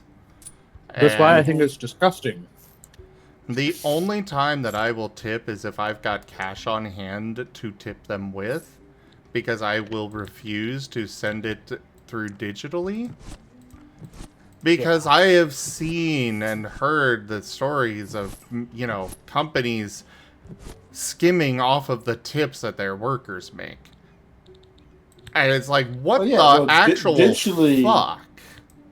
Digitally, you don't know that Right. if the tip money is actually going where So- you want it to go. Well, the thing is, as far as I'm aware, in most of the US, tip isn't optional. It's Like they'll it is include it in optional. the. It's frowned upon to not, but it is not included in the price. option. But it is optional. It Yeah. is legally it is optional. It is legally optional, but it is Socially, it is socially illegal. obligatory. Yeah. Right. The rule of thumb generally is if someone delivers something to your home, they usually get a tip. And if you have to be served by them is also the case where that's like the one. But then you end up with like, you know, the fast food restaurants with the tip button at the kiosk. Or you end up with, you know. So we have things are starting to a lot of apps and stuff that have made their way to Australia have included tip buttons and stuff, but we don't really tend to use it. So we do have some tip-ish industries. So like, you know, if you go to a bar, there might be like a tip jar or something, but usually people don't tend to put into it. It's usually more of a, if people do put in it, it's their loose change they don't really want. Yeah, it's grab a penny, leave a penny sort of thing. Except you don't take out of it, you just drop it in. Exactly. And at the end of the night, usually that's just divided up amongst the servers. If there's enough to even justify it, usually they'll leave it for a while until it's actually full and then divide it up. Yeah. Right. But it's like most things, like, you know, you go to a restaurant, if you go to an actual mid or higher, like a mid-ranged or higher restaurant, if you tip, they will be mad at you. You're basically turning your nose up on them. Yeah. Oh, right. It's the whole. It's like we actually get paid well here. We like our jobs. It's like we don't need your pity. Yeah. It's insinuating that they don't get paid enough, or that their job requires pity. Their job is something to be pitied. Is how it's interpreted. Right, yeah. Honestly, I think it promotes a bad behavior. Like, I used to, when I started working at my retail place, we had, like, televisions we'd sell. And, like, I used to carry the televisions out because I was one of the only adult men who was trusted to get things out of the security office because they've kind of put me as a pseudo-manager. So I ended up having to do a lot of carryouts because that was effectively what the mid-level managers ended up doing. And that was when I started to notice I would get, like, if you carried something out to their vehicle, they would tip you. And yeah, and when I noticed that, I was like, well, people will want to, you know, run to give you extra, make sure that they go and get you your thing and bring it to your vehicle if they think you've got money. It's actually why they removed, they used to do commissions in my store for, like, sales, and they flat out removed it because people were getting cutthroat about it. Oh yeah, no, I mean, absolutely. that happens wherever there's commissions. Well, yeah. Sorry, Frost I'll let Husky? you talk. I just have to... Oh, go ahead. What's up? I was just going to say I do have to go do the adulting thing, which sucks because I actually would really love to weigh in on this conversation about tipping because I have some thoughts. But you need to go do adulting. All right. Bye, Well, take Warnie. care. Bye, Kurai. Take care. See you later. Frost Husky, that is a problem. That mentality is a problem that we are seeing with this, with the way that the U.S. operates with tip culture. They deserve to be paid well for doing a good job by the company that is getting your money. The point is that the company should be paying them well enough that they don't need the tips, that they don't need to be begging for your money. It's less about the fact that they're getting tips, it's more the fact they're cutting the wages on account of tipping. Yeah. Because they're effectively just offshoring their costs to the customer and then expecting you to pay for it, which is the problem. Exactly what I said, Kurai. Yep. People who do a good job deserve to be paid well by their boss, by their company. Yeah. And the joke of my old retail was, you know, well, the company doesn't make a lot of money, and that's the whole point of retail, so you didn't join this job to make a lot of money, so, yeah. And that is complete and total bullshit. Oh, absolute bullshit. We'll see if the company's around in 10 years. But fair enough. Oh, they've been it'll saying that since the start of every company. And they will continue to push that forever until, as anytime these arguments come up. You see it all the time in the AAA industry. Like, retail makes bank. Like, people need food. It's not like your industry is ever going to suffer. It's not like your only worry about income is another company coming along and doing what you're doing better. You don't have to worry about recession. You don't have to worry about any of that stuff because no matter what, people are going to come in and buy your shit. Yeah, staples are essential, like things like food. Yeah, I think that's what they call them. Staples, yeah. I know what you're talking about. Yeah. And yet, you hear Walmart and other such grocery stores being like, "Oh, we're losing money. We're suffering here. We need handouts. We can't pay you that much." That is absolutely BS. Walmart's a pure monopoly. Their whole business model was that they were not making a profit when they joined into the area, and then they raise prices and cut wages. That's like their whole thing. Once they get rid of all the competition. Yeah, that is exactly how Walmart works. They come in, they lower prices below what competitors can make money at. They drive out competitors, and then they raise their prices back up.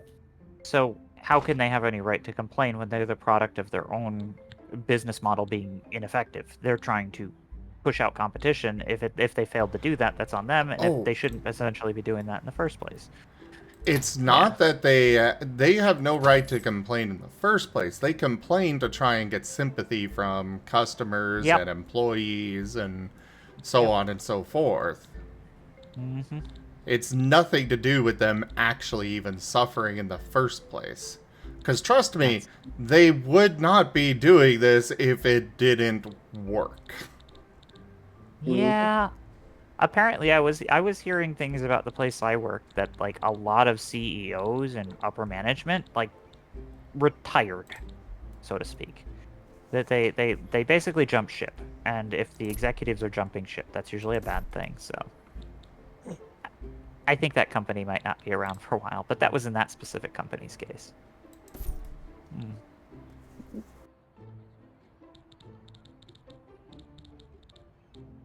But a lot of retail actually works, and they have an actual value-added service that they give people, and they're not just creating problems based off of other people creating problems. They're not creating solutions to the problems other people are creating. Like I don't know, like antivirus service. We're gonna give you this this package of antivirus, and we'll protect your computer for 2 years. Because everyone always gets these scam calls, and there's all of these people that come in and they don't know what's going on, and you give them basic tech support and charge them $200.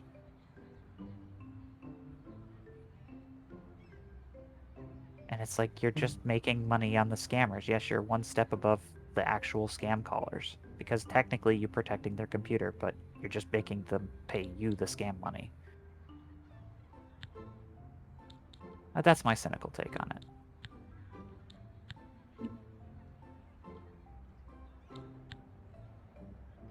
Hey, I think I'm gonna dip here. I've got a little bit I need to do before bed tonight, so.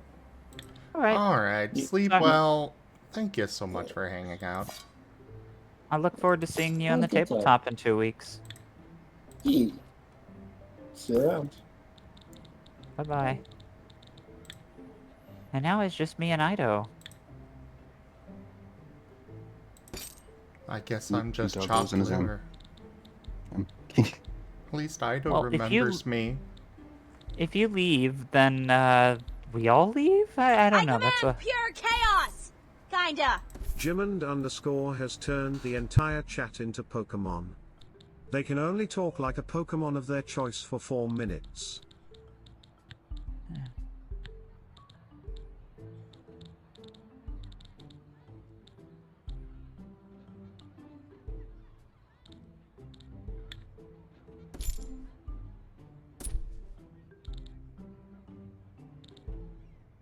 you're the locale where everyone comes to visit. Oh no, everybody comes here for Ren. Ren's not even here though. Ren was in chat. Fair. They probably thought they were gonna be the Weasel on Wild Traditions.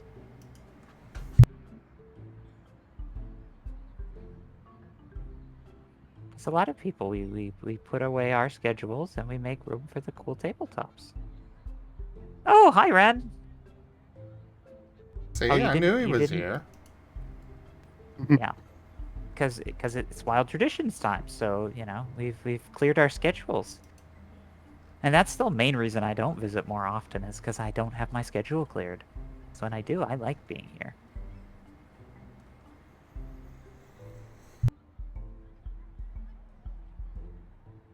Also, Ren should have been making weasel sounds.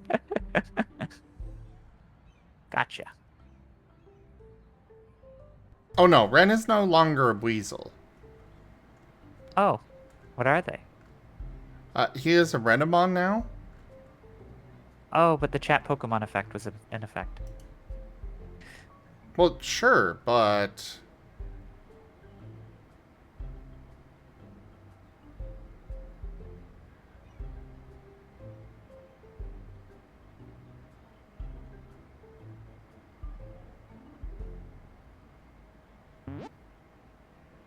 They're a Renamon now.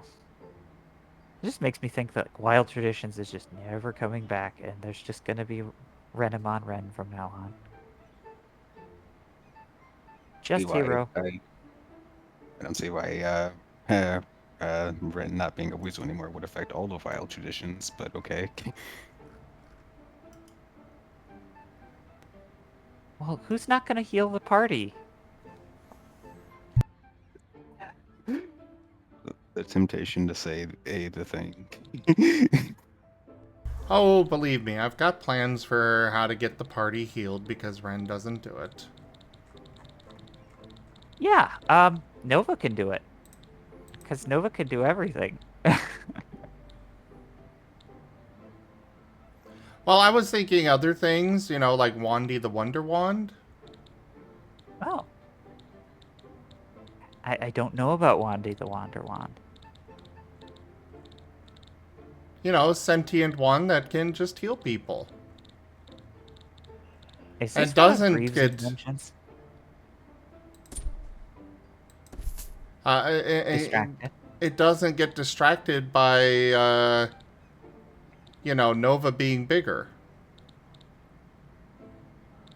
Also, Ren, why aren't you hanging out?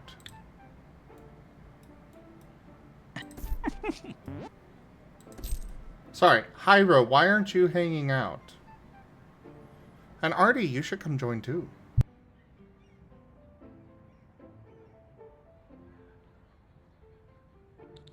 Ah yes, the electric type wolf.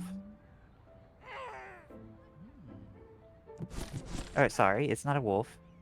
It is a aardwolf, which is not a wolf. It is a type of another creature. Yes, aardwolves are hyenas. Yeah, I just had to say, I think it's a hyena.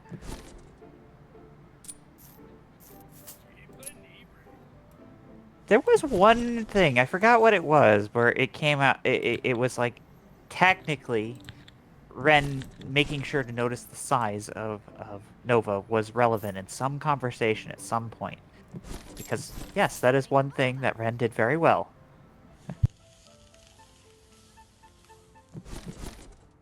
Ah, Ren's going off to bed. Hyro is going off to bed.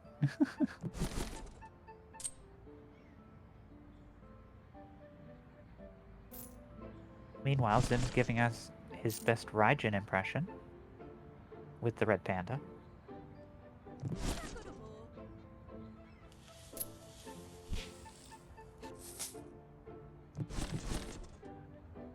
Oh boy. Something has got Hyro very excited. They just gave us a low entropy password. And why do you keep posting passwords in chat? They're very low entropy. Yeah. You need to increase your randomness there. Yeah, Ren, those are, you know, it's really, it's really not very secure for you to be doing that, Ren.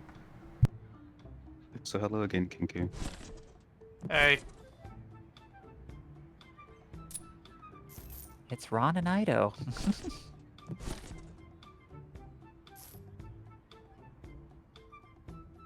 I gotta get used to the multiple faces of all the cool people around.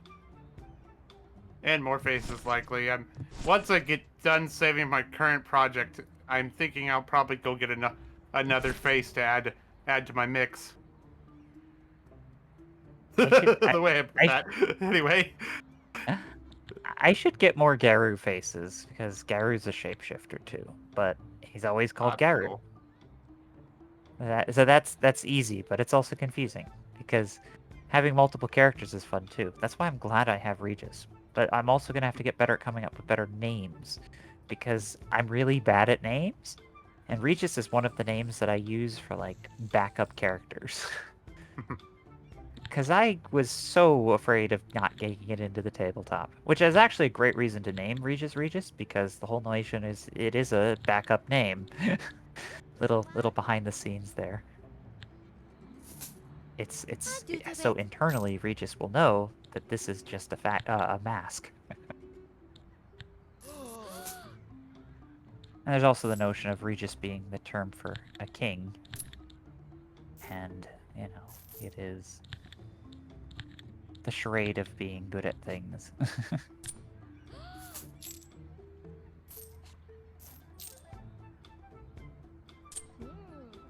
Which is what Regis was trying to pretend to be. Really good at things. Hire me.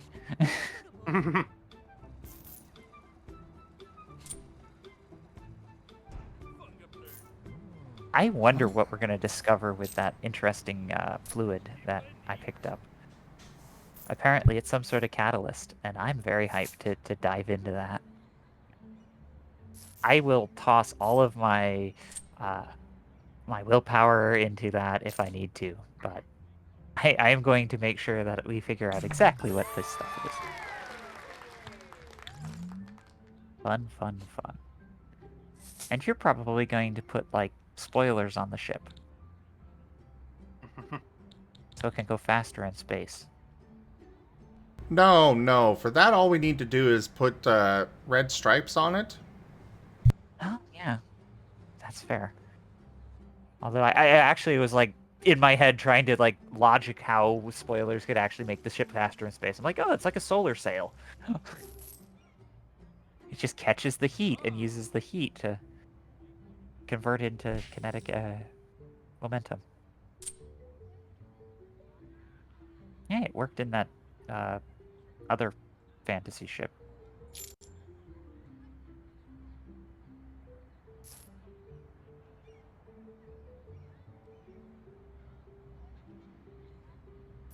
Maybe, Geemond. Maybe.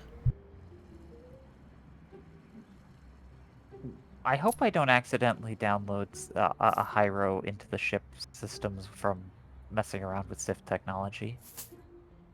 Notice what kind of viruses they have. That's why we check it. That's why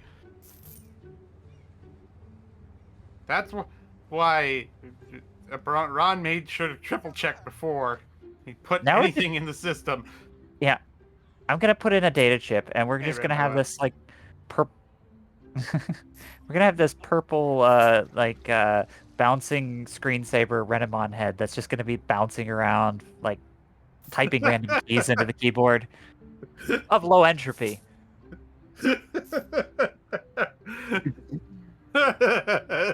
Yes, Hyro does not have any. He is the virus.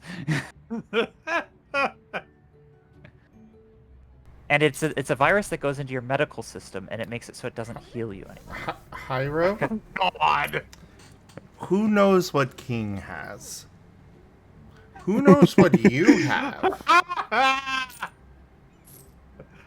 Oh. Okay. But yes. I'm going to go ahead and switch games here. Oh boy. be fun. So, thank you everybody for joining us so far on the stream today. That was Hotel Architect as well as an Marten stream. Check out our website, zgfgaming.com. We've got links for our Discord, Telegram, Mastodon, Blue Sky, Patreon, and more. They're on the website as well as down in the description below through our link tree. Thank you to my patrons, tippers, and subscribers. It is your support that keeps this channel alive and going. I cannot do this without your guys' help and your support, so thank you. Consider becoming a patron over at patreon.com/zgfgaming. It's one of the best ways to support the channel, though you can also do so by sharing the stream around, grabbing packs of cards through Stream Loots, using our Humble Bundle partner link, or by picking up some merch over at zgfgaming.store. But for now, thank you so much for joining, everybody, and I bid you the most fondest adieu. Goodbye.